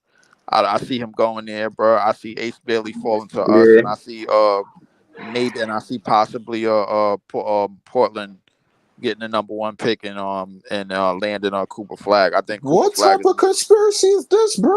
What the hell? I don't think it's I don't think it's necessarily conspiracy. I'm looking at where you want a lot of these talents to be placed, bro. Like you want them to be comfortable in a certain city in a certain setting. You know, there's not a coincidence why Wemby is in San Antonio. They have the French fan base. They Right. have Hold that on. because of Tony Parker. Like Let me add. it's not a coincidence. Let me add to what Leaf said, EC. And again, Ace Bailey. A lot of players like Ace Bailey or high draft picks going into the NBA draft. They don't pick schools like Rutgers to be. They don't commit to those schools. They usually don't. I think they like in the smallest D1 class. Like there's classes in D1, like the toughest division and the weakest division. I'm not saying the Rutgers in the weakest division, but it's not necessarily known for getting players to the NBA. They have before, but not as a recent, bro. It's not one of the most prestigious schools to get players to the NBA. So all I have to say, it's no coincidence why they in the backyard. They coming to the Brooklyn Nets, bro. Yeah, I could almost guarantee Ace Bailey is gonna be a small forward playing for the Brooklyn Nets, bro. I could feel it in my net fan spirit, man. Oh my god, bro. Y'all think I'm exaggerating? No, it's not. It's not that. Hold on, hold on. I just want to ask: is Ace Bailey a shot creator? Hell yeah. Yeah. All right, yeah. We need him on the team then. It's him, bro, for sure. It's not the fact that I think you're exaggerating or anything. It's the fact that y'all have a preconceived notion of these players already and where you think they will end up. Like, what happened what happened if Cooper Flag or these like one of these niggas you think is calm show like Wild Charisma or some shit like that could change it, bro. Like you can't just. Why is Cooper Flag a Portland nigga? Like this is what's blowing my mind right now. Like Bro, hold on. Why do y'all see that, bro? Like I'm gonna explain it to you, bro, because I think the major cities is even though Cooper Flag is touted heavily in this draft, stop disrespecting my son Luca Flag, man, because he gonna come in here and be. Right, he gonna come in here. Said Luca Flag. Oh my god! Gonna come in here and be the next Luca, and then niggas gonna be mad. He gonna come in here and be the next Keith Van Horn, bro. At best, bro. Like, listen. My god! Oh my god, man! I got it. Not easy, bro. Like when I say that, that's just me, bro. Saying like it's like that nigga conceited, bro. Slow it down, bro. We don't know. Nobody don't know, bro. This nigga could crash and burn just as easily just as fast, bro, as he could climb the ladder of success, bro. Portland is more of the scale for him, bro, because that fan base would be a lot easier for him to handle. It'd be a lot easier it's like LeBron was like Cleveland it was a lot easier for LeBron to land in Cleveland. It was a lot easier for D Rose to land in Chicago. They comfortable there. It's all about comfort, bro. When you're talking about high level skill prospects coming out of the draft, That's why I'm saying what I'm saying, bro. Ace Well, Bailey. the media here call him trash quick. Yeah, the media here will get on him quick, bro. That's not good for him. The New York media will trash him immediately, bro. If he shits the bed, if he shit the bed in Portland, don't nobody really care that much as a 19-year-old. You know what I'm saying? They give him room to grow. I was saying the article I sent. If he don't work out right away, we gonna be pissed. The article I sent Breezy, right? It said the NBA. We're talking about the NBA scouting. Harper, Ace, and Flag, and it said that they are worried about Flag's upside because it seems like he's limited on growth.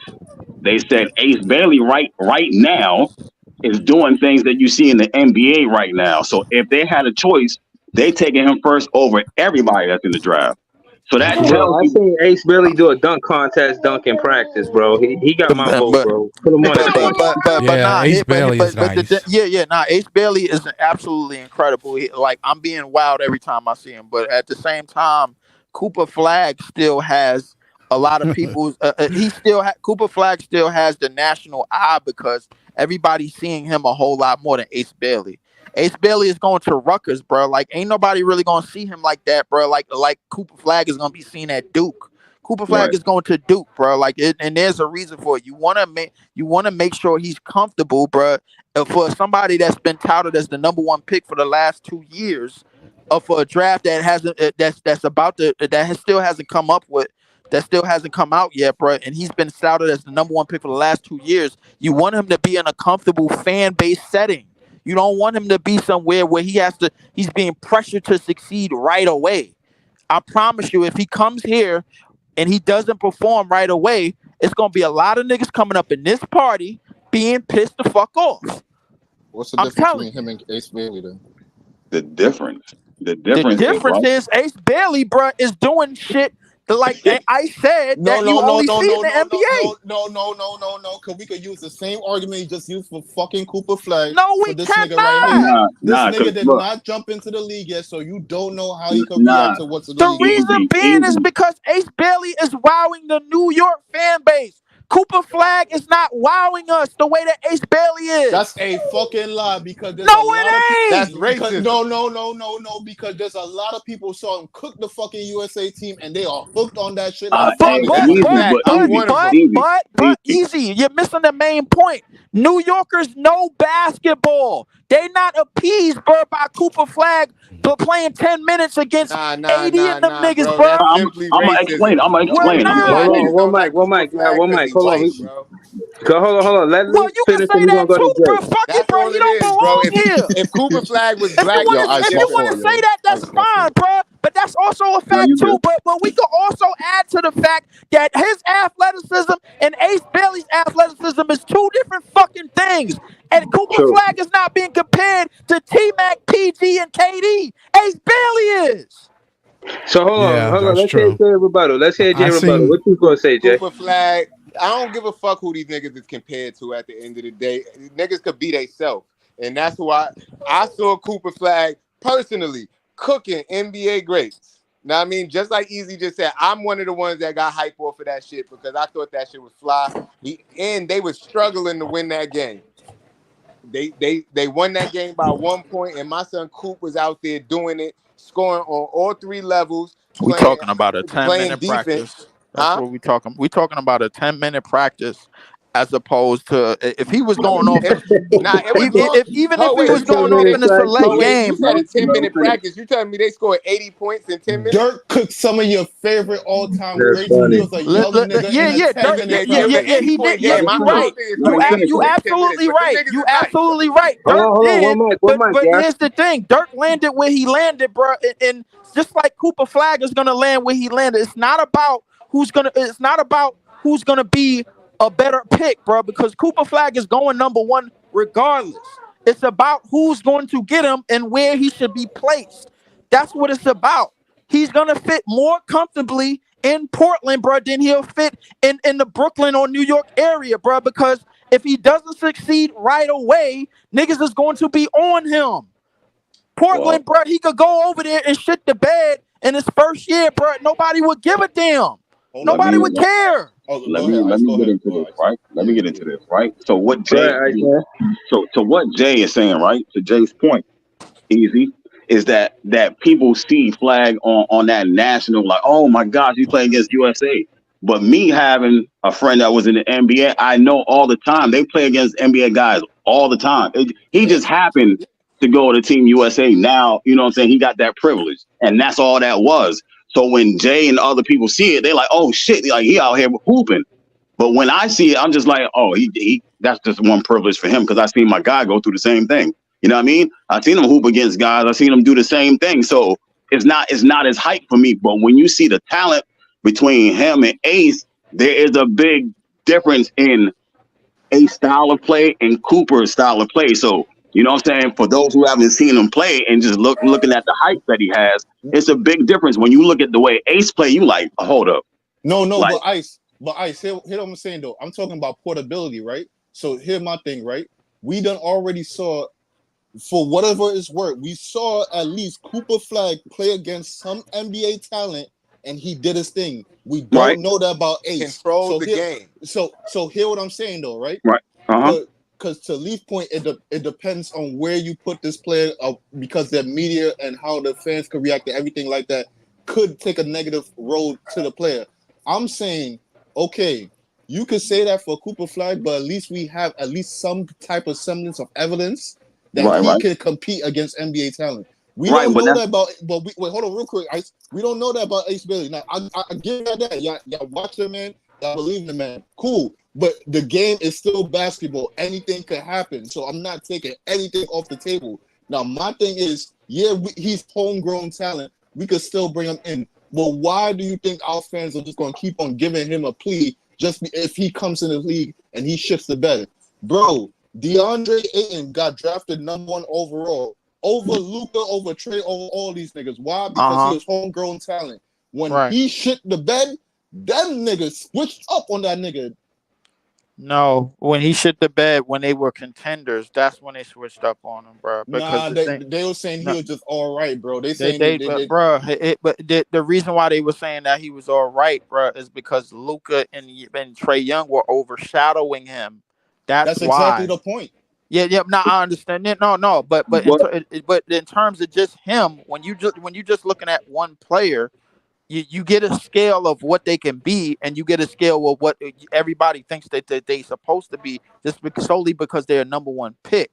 You got to look at the team that they're on, the position that they're in, the minutes that they're getting, the coach, who's the coach, what strategies, and all of this, their usage rate and all of this other shit. Luka was getting high usage rate out the gate. Trae Young was getting high usage rate out the gate. If I'm not mistaken, bro, that nigga was playing behind Devin Booker, and who else was over in Phoenix? Nobody was in Phoenix at the time when he got there. They didn't become no type of team until Chris Paul got there, and then when they became that, that's when everybody started seeing DeAndre Ayton a lot more, and that's when people started realizing that DeAndre Ayton ain't as good as the #1 pick as they thought he should be. That's what it was. So, and the same thing is probably going to happen to Cooper Flag, bro, if he gets put in that position.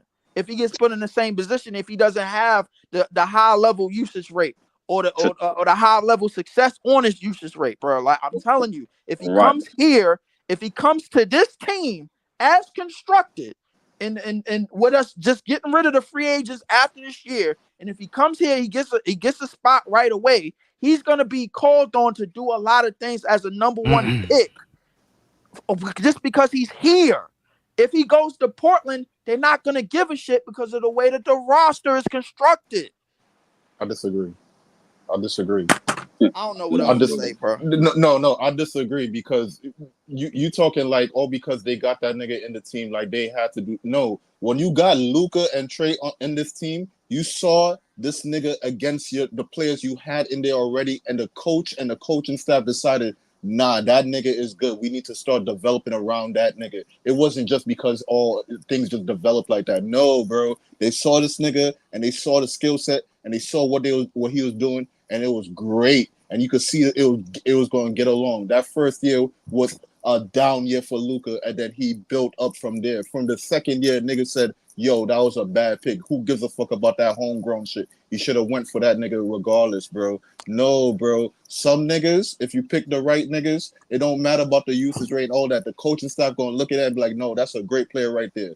Nigga, you cannot tell me if they decided to pick Luka over Ayton, you don't think they would have put the ball in Luka's hands? Nobody. We don't know. We don't know. That's the thing about it. We don't know, bro, because they had Devin Booker at the time, and he was getting the highest level usage rate on the team. That was another nigga that they drafted back in 2016. So the thing is, DeAndre Ayton, bro, like they were like the real reason why they drafted him, number one, is because they needed a big man. They didn't need a guard. They felt like Devin Booker could take care of that, and he was gonna grow. Nobody knew how Luka, like it's only 2 teams, maybe 3, that didn't know how Luka game was going to transition right away to the NBA. It transitioned to 21-7-6 in his first season, and then the next seasons, bro, after that, first team All NBAs all the way up to now. Now that he just got out of the finals, so that's what the last 5-6 years, however many years it was. My point is this. If whoever gets the first round pick between us or Portland, Cooper Flag is going to be that pick. It's going to, how he succeeds is based on usage rate for all rookies. All rookies thrive off of usage rate. All of them do. So the thing is, if he's getting a low level usage rate on Portland and he's not heavily successful, nobody's going to give a shit because he's in Portland. He's not going to be looked at as the guy to take up a reins for a franchise that's struggling. If he gets a high usage rate here and he's shit in the bed, everybody's going to be like, yo, this was a bad pick. Because the thing about our fan base, New Yorkers and all in all, bro, we need niggas to be him, and we need niggas to be him right away, especially as a number 1 overall pick. Go back, I promise you, bro. They were saying the same shit about Patrick Ewing, my nigga, in '85 when he got to the Knicks. I'm telling you, bro, it's gonna be that, bro. Like the thing is, the way that Portland roster is built and the way that our roster is built is 2 different things. They got players over there. They got Simons. They got Sharp. They got Ayton. The thing is, if he goes over there while that roster is constructed that way, and he doesn't get high level usage rate and he's shit in the bed, or if he's successful, nobody's going to care. Nobody's going to get on him like that. If he comes over here and the ball is in his hands, bro, and he's shit in the bed, everybody's going to attack him. He does not belong here. Simple. I still disagree, bro. I respect how you feel, but I still disagree, bro. I didn't see niggas fucking blast Scoop, my nigga. I could keep on going down each and every draft, bro. I see top level picks that did not pan out, and they blast them no matter which team they went to, bro. Yeah, it's not as loud though, Easy. It's not as loud. No, Ice, real quick, bro. Thank you, Ice. Say it again. It's not as loud. It's loud here. Portland is not louder than New York. No. Hold on. It's loud here. No. It's not loud here. You take your ass and walk around. Niggas is going crazy, dog. What are we talking about, dog? All because you stay on your block doesn't mean the block 10 blocks away ain't fucking violating this nigga left and right, bro. How many people was talking about, how many school Henderson conversations did you hear this year, bro? A lot. I didn't hear that many. A lot. I didn't hear that many. In the beginning, they was clowning this nigga. What are we talking about, bro? They was clowning this nigga. In the beginning, they clowned him, and then they gave up on him. You know why? Because they sent him to the G League. Yeah, I understand that. But you know what happened? Wemby overshadowed all of these niggas any fucking way. They didn't care. They don't give a shit, bro. They just looking at who's young and who's gonna be the next best thing, bro. Like after the rookie season is over. And everybody and all our eyes and all fingers point to Wemby. They don't care what Portland is doing. We got off Portland. You just made the point, Easy. When you said at the beginning, that's how quick that died down, right? At the beginning, you heard the noise about it died down, right? So if he's over here, it's not going to die that easy, bro. It's not going to die down that easy. No, because people like me gonna stay on them. No. But the thing is, you gonna stay on them, bro. But while the team is shit, you ain't really gonna give a damn, bro, because it was a situation that was basically DOA, dead on arrival. Right. You're not continuing this. You're not continuing in this shit because not only is he trash, but the team is trash as well. So you don't care. You know who you did care about? You cared about Wemby. You cared about enough for him getting the defensive player of the year. But why? Because Rudy Gobert was the baguette. That's why. Oh my God, bro. I'm gonna say this too. For guys that's in the draft, and if you nice, I don't know what number, but majority of the time you're gonna hear it from me. A majority of the time, those dudes play against NBA players. Even if you don't see it, just because, like I said with my homeboy, because you don't know these things or you don't see it, doesn't mean it doesn't happen. The dude AJ, the Bancy or whatever his name is in the 26 AJ draft. the Bunce. Yeah, he's already played against NBA players, and he's 12th grade?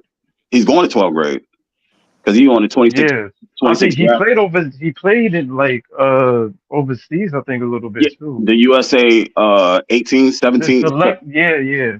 Oh, the so select like I'm telling you, they get to play against. If you nice, you playing against NBA competition. It might not be broadcasted like Flags is, but you're playing against these guys because they want to see if you can hold your own. If you like top 2, top 3, top 4, they want to see if you can hold your own. It might not be broadcasted where everybody can see it, but I guarantee if you talk to one of his homies, he gonna say like, yeah, we went over here and watched them hoop against these guys. Like he's already playing in the Drew League in high school, so he's playing against all types of competition.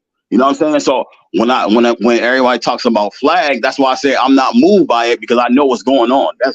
He's just hype right now. He's all the hype. You're a nice player right now. Right time. USA is around. He got that. You know what I'm saying? But everybody else that's behind him, they playing against NBA competition. And who's to say the league won't rig some shit to land Ace or Dylan to us? These niggas love storylines. They play in the damn near the backcourt of New York, which is damn near in that Jersey area. Why not do some storyline shit and let one of them niggas play for Brooklyn or whatever the case may be? I think we all know the run shit. Yeah, I mean, all I know, bro, is if we get the number 1 pick and Cooper Flag gets here and he don't go crazy right away, all any net fan is gonna see is Keith Van Horn. But Leaf, who's to say Cooper even go first? That's what. That's what I'm saying. That shit could change by March. No, it cannot. That shit could change by March. No, it cannot. If it would have changed, Cooper Flag has been touted as the number 1 draft pick. Underperform at Duke, he is not going first. Cooper Flag has been touted as the number 1 draft pick unless he gets injured. Cooper Flag has been touted as the number 1 draft pick in this draft for the last 2 years. That's 720 something days, bro. Yeah, that doesn't mean that he's gonna go first. Nothing that's persuading us. There's nothing that's persuading anybody that gets the number 1 pick to go with Ace Bailey. This shit is up and down. This shit is up and down. First of all, Ace can have a better college career. Cooper Flag has been number 1 every trajectory that you have checked. But I guarantee you. Even if he is, regardless of the fact, that could change. It doesn't mean just because Cooper did, that don't mean we gotta take the nigga. We can still go Ace. That don't mean shit that he projected number 1. Okay, cool. We can still go Ace. We can still select Ace regardless. If we don't know what they might prefer. They might prefer the trajectory. They might prefer we like Ace Bailey game better. But here's the thing: the trajectory 9 times out of 10, the trajectory carries the weight of you being a number 1 pick in the first place. Cooper Flag's trajectory and his national attention that he's getting, bro, is going to put him at that number 1 spot long before it puts Ace Bailey there, bro. There probably will be little to no Rutgers games being shown until the tournament. I promise you, bro. Like, And he even if projected Rutgers to go gets one, but there, it doesn't mean he had. I'm saying he doesn't have to go number one. He's but you're projected saying to be number one, you but he saying that doesn't have to be. you saying that in the event if we get the number one overall pick, that's what you're saying that. But I promise you, any other team gets the number one overall pick, Cooper Flag is going number one. Trust me and believe me, bro. If we get the number one pick, know about that. if I do, bro, like because I'm not crazy. I know the league. They're like No, that's not true. GMs and scouts, bro. Like they were very repetitive. Them niggas is like rock paper scissors. You can beat any one of them. The scouts don't only watch Duke. They are going to have a clear cut. They are the top three. There is no other three in this draft that is going before any one of those niggas. So best believe they are watching Coop. They are watching Ace, and they're watching Dylan. So if these niggas is watching these top three niggas, and they saying, "Yo, Coop is balling," please don't get it twisted. But this nigga Ace is a different fucking story. That shit can change by March. It is not a clear, definite. That cool. I'm not saying that is cool. Cooper still might go one. But based on how these niggas play. Ace is not that fucking far behind. This is not the 2024 draft. This shit is not going to change, bro. Ace is not that far from regardless. Well, I think that far from I think I think the way they promote Cooper Flag, like when I look up Cooper Flag and then I look up Ace Bailey, Cooper Flag is on ESPN. Ace Bailey is on the backs, but he's not even on ESPN. They trying to promote Cooper Flag the same way the WNBA, way the WNBA is promoting Ace Bailey. If you type in Ace Bailey and look it up, ESPN brings his name up. They have no stats on Ace Bailey. None. I'm not saying. I'm just saying. I'm just saying. They trying to promote Cooper Flag the same way of course they are. Of course they are. You're not wrong in that, bro. I'm not. You're not wrong in that. But what I'm saying is, it's still because Cooper Flag, bro, could easily go left. No, hold on. I'm not saying he's right. I'm not saying he's wrong in saying that they not promoting. What I'm saying is it's still early. We haven't even reached November yet. The fact of the matter is, cool. ESPN not doing the promoting now. Ace Bailey do some crazy shit. These niggas, they go on a hype every social media, ESPN and social media. They go on a hype every year. And they post highlights of nigga. First of all, not everybody knows this entire draft period. By the time March comes, this shit could be a whole other reach around. These niggas post highlights of these players every year. Ace catch a body or some shit or whatever.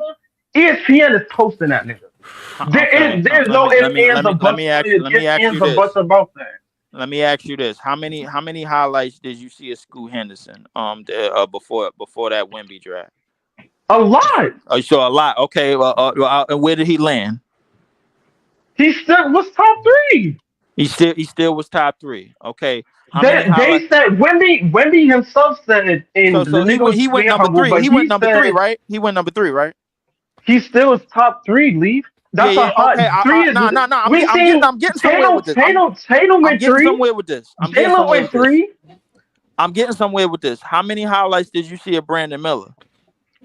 A lot. Did you see more highlights of Brandon Miller? Than you saw Scoot Henderson? No. Yes. You did? Those 3 were the top 3 picks that year. They was posting highlights of all them niggas. Nah. And first of all, Scoot.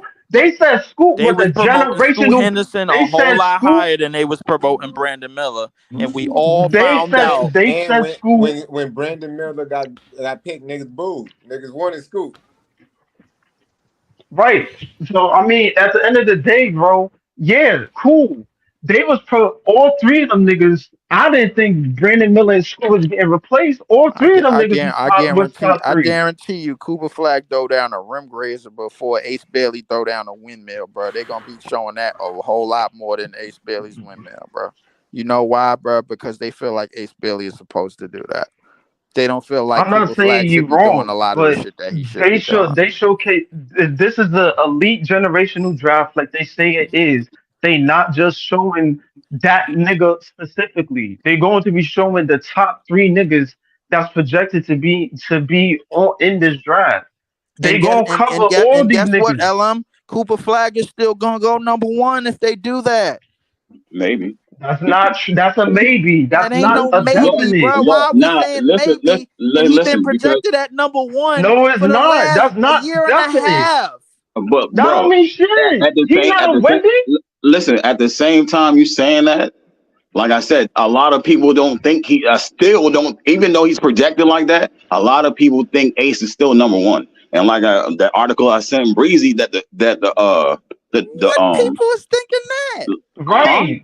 All these mock drafts don't have Cooper at. All these mock drafts don't have Cooper at 1. Are you serious, bro? These niggas not most of these shit is Dylan at 1. Somebody find me. At 1. Can somebody in I here? got Edgecombe over Cooper. You know what? Let's do this. Can somebody in here find me 5? Can somebody in here put 5 mock drafts in the private chat where Ace Bailey is going number 1? I'm gonna tell you why he's not even gonna be going number 1, because everybody else, VJ played in the Bahamas, so everybody got to see him. Flag played in the USA, everybody got to see him. The dude Nolan Torres, he was playing overseas, everybody got to see him. That's why their promotion is higher than Ace. But when you go look at everybody's film and you go look at Ace, you're gonna be like, God damn. You gonna change your whole, that changes everything just off his talent alone. It's just because you get to see them right now doing their thing in the summer, and Ace is already at school practicing and doing all this extra shit. So you don't get to see him in none of those type environments, and that's why they keep moving the draft boards up and down. But when it comes to Ace and Flag, just off watching their film, you're gonna choose Ace, and that's why they don't think Flag is. Everybody don't think Flag is number 1. There's other people that think Ace is number 1. It is not a definite. In that Wemby draft, there wasn't even a fucking there wasn't even a, you didn't have to think about that shit. As good as Brandon Miller and Scoot was, niggas knew Wemby was going first. That wasn't even a fucking afterthought. This shit, as generational as these niggas are, that shit is still up and down between Ace and Cooper. I'm not saying that Cooper is not getting the publicity as he should, but it's still early. Around fucking January, February, all these shit, this is when niggas get hype on the draft. This is when niggas really start honing in, especially if these niggas are saying this shit is generational. This is when niggas start looking at the game more and start looking at these niggas and be like, all right, which one of these niggas deserves to really go number 1? Right. By the time the lottery hits, draft scouts, all these niggas, their perspective might be very different based off performance or just based off these dudes' skill set. If Ace outperforms Coop at Duke, not to say that that's a possibility, but if it happens, these niggas might say some shit like, yo, I ain't gonna hold you. We projected that nigga number 1 in July or August. This shit looking mighty different right now. I don't know. It's a clear cut. You can't go wrong with these niggas, but realistically, whoever go first, them niggas might take Ace, even if it's not us number 1. We even see the top 3 when Nolan Traore is in the top 3, where they got Traore going 3rd over Dylan. Right. This shit is not just an automatic lock. It's gonna go up and down. Like I said, you're not seeing Dylan or Ace play because they're already at school. So all them other guys hooping in the summertime, they getting their reps up. You know what I mean? And you get to see them. So that's why the numbers change like that. That's the only reason number change. If Ace played in the summer, boy, that shit would look way different. It would look way different. Yeah, I seen Ace play, and he's exciting, boy. Man, Ruckus is putting up mad highlights of that man. That nigga looks devious, bro. He's very excited. He's gonna be, barring injury, he's gonna be an amazing player. I think all three of them, depending on how it goes. As soon as they hit the league, they can possibly get the ball rolling. And he's in a school in the area too, in the tri-state. Yeah, you can go see. You can go see him. Yo, hold on real quick, yeah. I'm gonna close out soon, but I wanted Leaf to shout out his channel real quick. I see you got something going on. I think after 7, just shout that out real quick. Leaf, you there? Already shot him on out with $2, bro. No. I'm talking about what you got going on at 7:30. Don't you got something popping off? Yes, I do, man. NFL football season is back, man. Hall of Fame game tonight. Houston Texans versus the Chicago Bears. I'm hearing that the Chicago Bears is going to be low managing Caleb Williams, so you might see him for maybe like a couple of sets, maybe like a couple of drives or whatever. So on the Hall of Fame game tonight for all y'all foosball fans, man, definitely, man. NFL season is back, so yeah, I got to do something. I'm sick and tired of niggas coming around here spilling lies and shit, bro. So yeah, I got to do something positive. Copy that. Now go ahead, y'all. I just wanted to do that. We're gonna close out about 5 minutes, but go ahead. I was listening to y'all. Finish up, y'all. Okay. Yeah, I seen Ace Bailey. Ace Bailey looked exciting. Yeah, I think all these dudes. I think Edgecombe, Dylan, Cooper, all of these dudes, even Nolan Traore, like these guys. Yeah, that's the French guy, right? Yeah. He looked good. That's going on Twitter right now. He threw that shit behind his head. They did a mock draft. They said the Nets might pick him. I don't think so. He's a good player, though. I mean, they doing early mock drafts. I've seen us at 1. I've seen us at 3. I've seen us at 5. Yeah, it's a lot of different opinions. Yeah. And just like I said, that dude's name, that play on South Sudan, the center, like they had him going like at 6 now because what he was doing against USA. Who? The center that was going to Duke. Oh, okay. Yeah. From South Sudan. Yeah. They had him going like number 6 in the draft because what he was doing against USA. Oh, okay. That's what I'm saying. You get to see these dudes so that they rank and move up because you watching them in the summertime. You know what I mean? Right. It's gonna be very close. I think it's gonna be really close. I mean, if we can land on, that would be dope if we landed on Common. I think the center from South Sudan, if he dropped to a lottery, that could be cool. We could pick up a 7-2 center. But I don't know what that would mean in terms of like with Claxton here or Dayron. You might have to choose between the shoes. Yeah, I just feel Claxton is more naturally a forward. I mean, that's just. Yeah, if he had more of a score, I would love Claxton at the 4 if he like had more of a scoring skill set. But I don't know. It's kind of hard to put him at. I feel like he's more naturally a 4 as opposed to a 5, but he just got to add a scoring skill set. He's a terror around the rim, though. He's a terror around the rim. You have to put a body on him because if you don't, because he plays above the rim. He's very, the fact that he's I think he's one of the most versatile defenders in the league. Like just to be able to guard 1 through 4, sometimes possibly 5. We all saying B gets his, obviously, but I never seen Claxton back down from Embiid, even though Embiid may get his, but I never seen Claxton back down from a challenge. You know what I'm saying? Embiid gonna make his against anybody in the league. Yeah, so I mean, just to have that on the team is extremely dope. We're gonna have to keep more of that energy on this Nets team. We're gonna need it because it's gonna be a hard season. It's gonna be a hard season. It's gonna be a very hard season. It's gonna be a very hard swallow.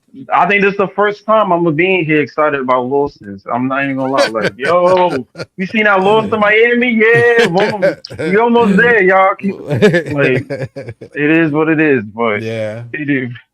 we're gonna have to keep improving. As long as the young guys improve, I think us as Nets fans, we're I'll cool be with good. that. I'll give them positive. As long as they play hard, I'm good with it. Yeah, listen. I mean, for what Cam Thomas is at 27, for him to even be the best player on the team at this I time, tell people that like, all the time. we talk about it. Yeah, he has some deficiencies. We don't argue that, but for him to just be where he's at this time, and his name is kind of being known around the league more. Yeah, I It's mean, it's teams are wonderful. scheming against him. Mm-hmm. I should tell It's you gonna be. something. They ain't doing that for nothing. And it's kind of crazy that people call Cam Thomas small. I've seen Cam in person. Me He too. is He not is tall. tall. He is tall as hell. Yo, I Yeah. thought I was the only one that see that. Everybody keeps saying, "Oh, Yeah. he's small, he's short." He's well built and he's tall.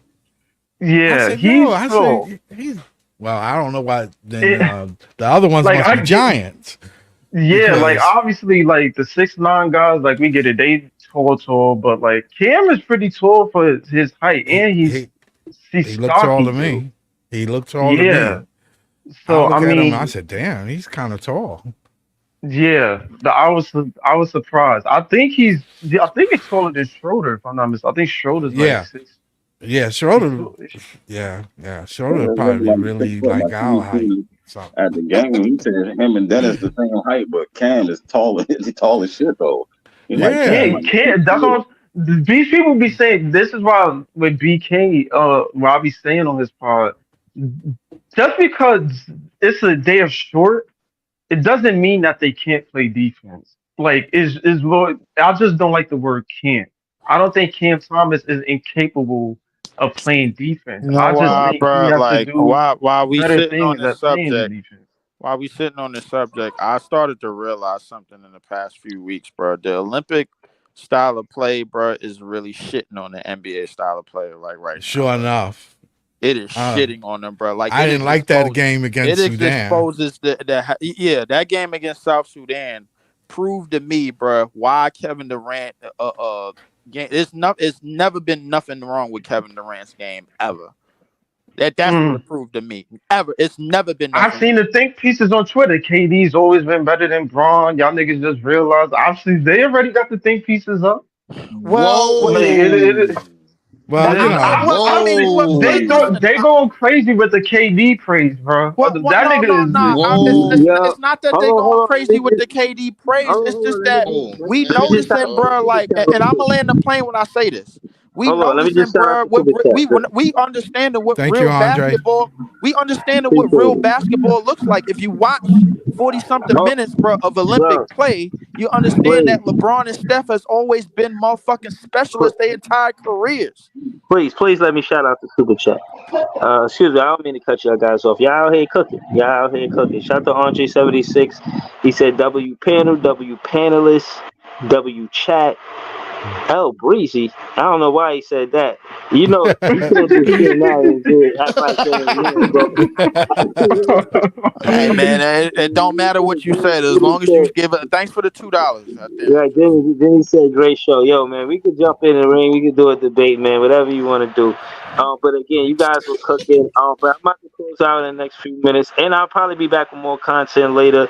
I'm gonna let y'all finish what y'all was saying though, and then we're gonna close out.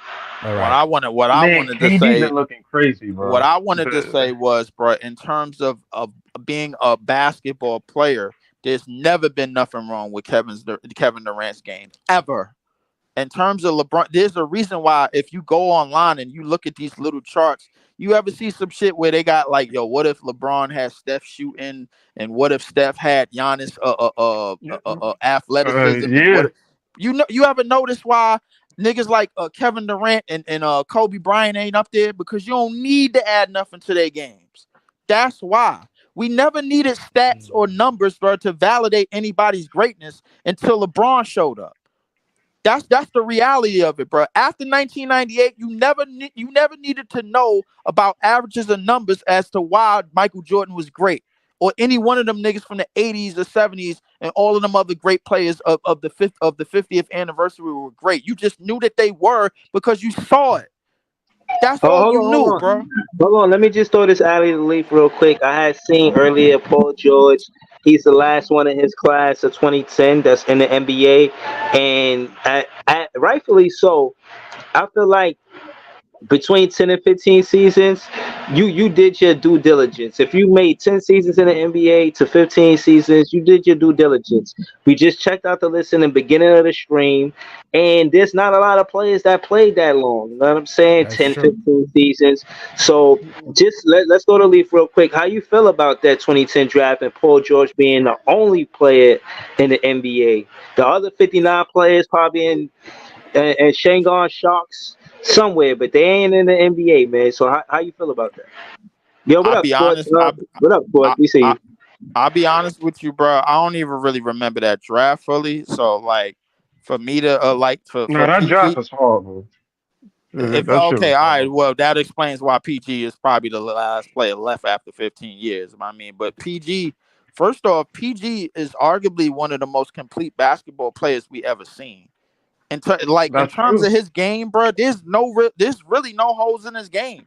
He just don't have that great of a career, or that great of success. That's all it is. You know what I'm You know saying? what another thing is, Leaf? The young generation love Paul George. Them niggas, I don't know what it is, but I The think y- the young, Kanye, the young niggas love. They really like Paul I'm George. not. Yo, Like You yo, know yo, when what? they, hold on, You know hold on, why hold they on. love them? Tween Do you know tween. why they Hold on, love LM. them, bro? Tween Hold tween. on, LM. Let me tell Really? you, LM. Nah, it's not just the tween, bro. It's because he's a complete basketball player, bro. LM, Kevin check right? Durant out is a the complete basketball player. Hold on. Check out the podcast with 7 p.m. in Brooklyn with Miro and Carmelo Anthony. Paul George was up there with Kanye and Anthony, and they was basically saying Carmelo said, "Yo, I had to get you up here because the youth love you so much. My son said you his favorite player."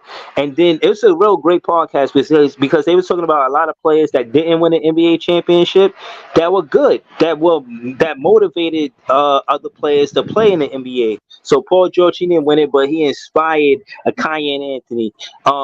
Then they named a bunch of other players. I forgot offhand, but I'm saying you guys Brandon know Miller, one watch of them. that podcast, bro. Brandon Miller, one of them. Yeah, definitely. Brandon Miller was saying But the PG is his but goat. also Breezy, the reason for that is because a lot of these players, Hold on, let me say this. Let me say this. And I said all I had to say that Kanye Anthony answered the question. He said he's my favorite player because his game is smooth. He said it's like a mhm. fluidity to it, like it's smooth. So that's why these young players like Paul George. That's what Kanye Anthony said at least. But go ahead, y'all. I was listening. What I wanted to Oh, go ahead, Lee.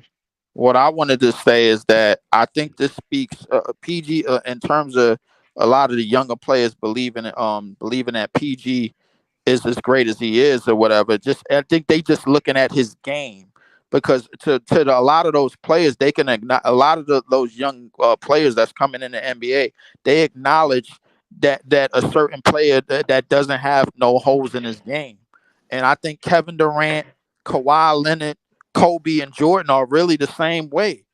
If you really look at it in terms of just their game, can we really say there's any holes in them niggas' games? No. That's the reality of it, bro. Like, and Hold on. The difference I think in that is I know Jordan and Kobe, they went to the weight gym and got stronger. And they skill set pretty much they it got better, but it stayed the same, but it got better because of their strength and training. I can't say the same about a Kevin Durant. I think he's consistent with always hooping, but I don't know how much he's lifting. You know no, what no, I'm no, saying? nah. He hasn't really been in the gym like that. He does. I mean, do you haven't really seen any real definition from him that you've seen from maybe Kawhi or Kobe or Jordan? Like Kobe worked the hardest. You know what I'm saying? He didn't have the 40-inch vertical like Jordan. He didn't have the height and the power and the strength like LeBron. But he basically maxed out a career by work ethic. That was his thing by working on some stuff and perfecting his craft. And I seen the same thing from Kawhi Leonard. He went from a guy that was looked at as just a lockdown defender to somebody that could get somebody that turned into a pretty damn good 3-level scorer in a lot of his days and a lot of his years when he was becoming into his own before the injuries. Jordan, you've seen him go from being a crazy athlete in the 80s to perfecting the mid-range games, to becoming one of the best mid-range shooters, perfecting his craft defensively. You know what he stand on, bro. And this is the things that we talk about, because it's one of the reasons, bro, why I shit on LeBron James and Steph Curry all the time, because they like, we know what they good at. But the thing is, when we compare them, bro, in terms of just basketball to the other names that I mentioned, it don't add up. LeBron James is 6'8", 250 pounds, and he leaned on a lot of what you've seen him do was just high level athleticism his entire career. It wasn't any basketball from him, bro. Like, that shit was just basically, it was a football player on the basketball court for 20 years. That's what I seen. Me personally. Also, to add, go ahead. Hold on, I wanted to add to that. I'm gonna close out because I'll probably tap into Leaf streaming a little bit, but I want to get ready for it. Shout out to Unpopular Opinion Sports. I'm gonna let y'all know if I'm gonna do more content later. Shout out to Easy. Shout out to Scott for joining the panel. Shout out to Iceman always, and also shout out to LM and everybody else that I missed. Shout out to John for showing up. Shout out to everybody else on the panel. Shout out to the whole chat. Shout out to every super chat. Shout out to Nets fans. We the best fans. And I want to say again, even with LeBron James, him getting drafted by Cleveland, just to get back to the beginning of the show, you see how they responded when he left, and then he came back, and all of that. So I'm just saying, just to see that, it's like, even with him being a hometown hero of Cleveland, they, you know what I mean, his rapport was contingent on winning or losing. So sometimes as a player, and I've seen that through the era too, you got to do what's best for your career. So yeah, it'd be magical and great if every player that get drafted as a great player stays, but that's not always basketball, because sometimes the business of basketball interferes with your favorite player being on a team. But I wanted to shout to all y'all. It's love and appreciation. I'm gonna be back soon. And again, man, next one is the best fans, y'all. Peace, y'all. Peace, everybody. Oh yeah.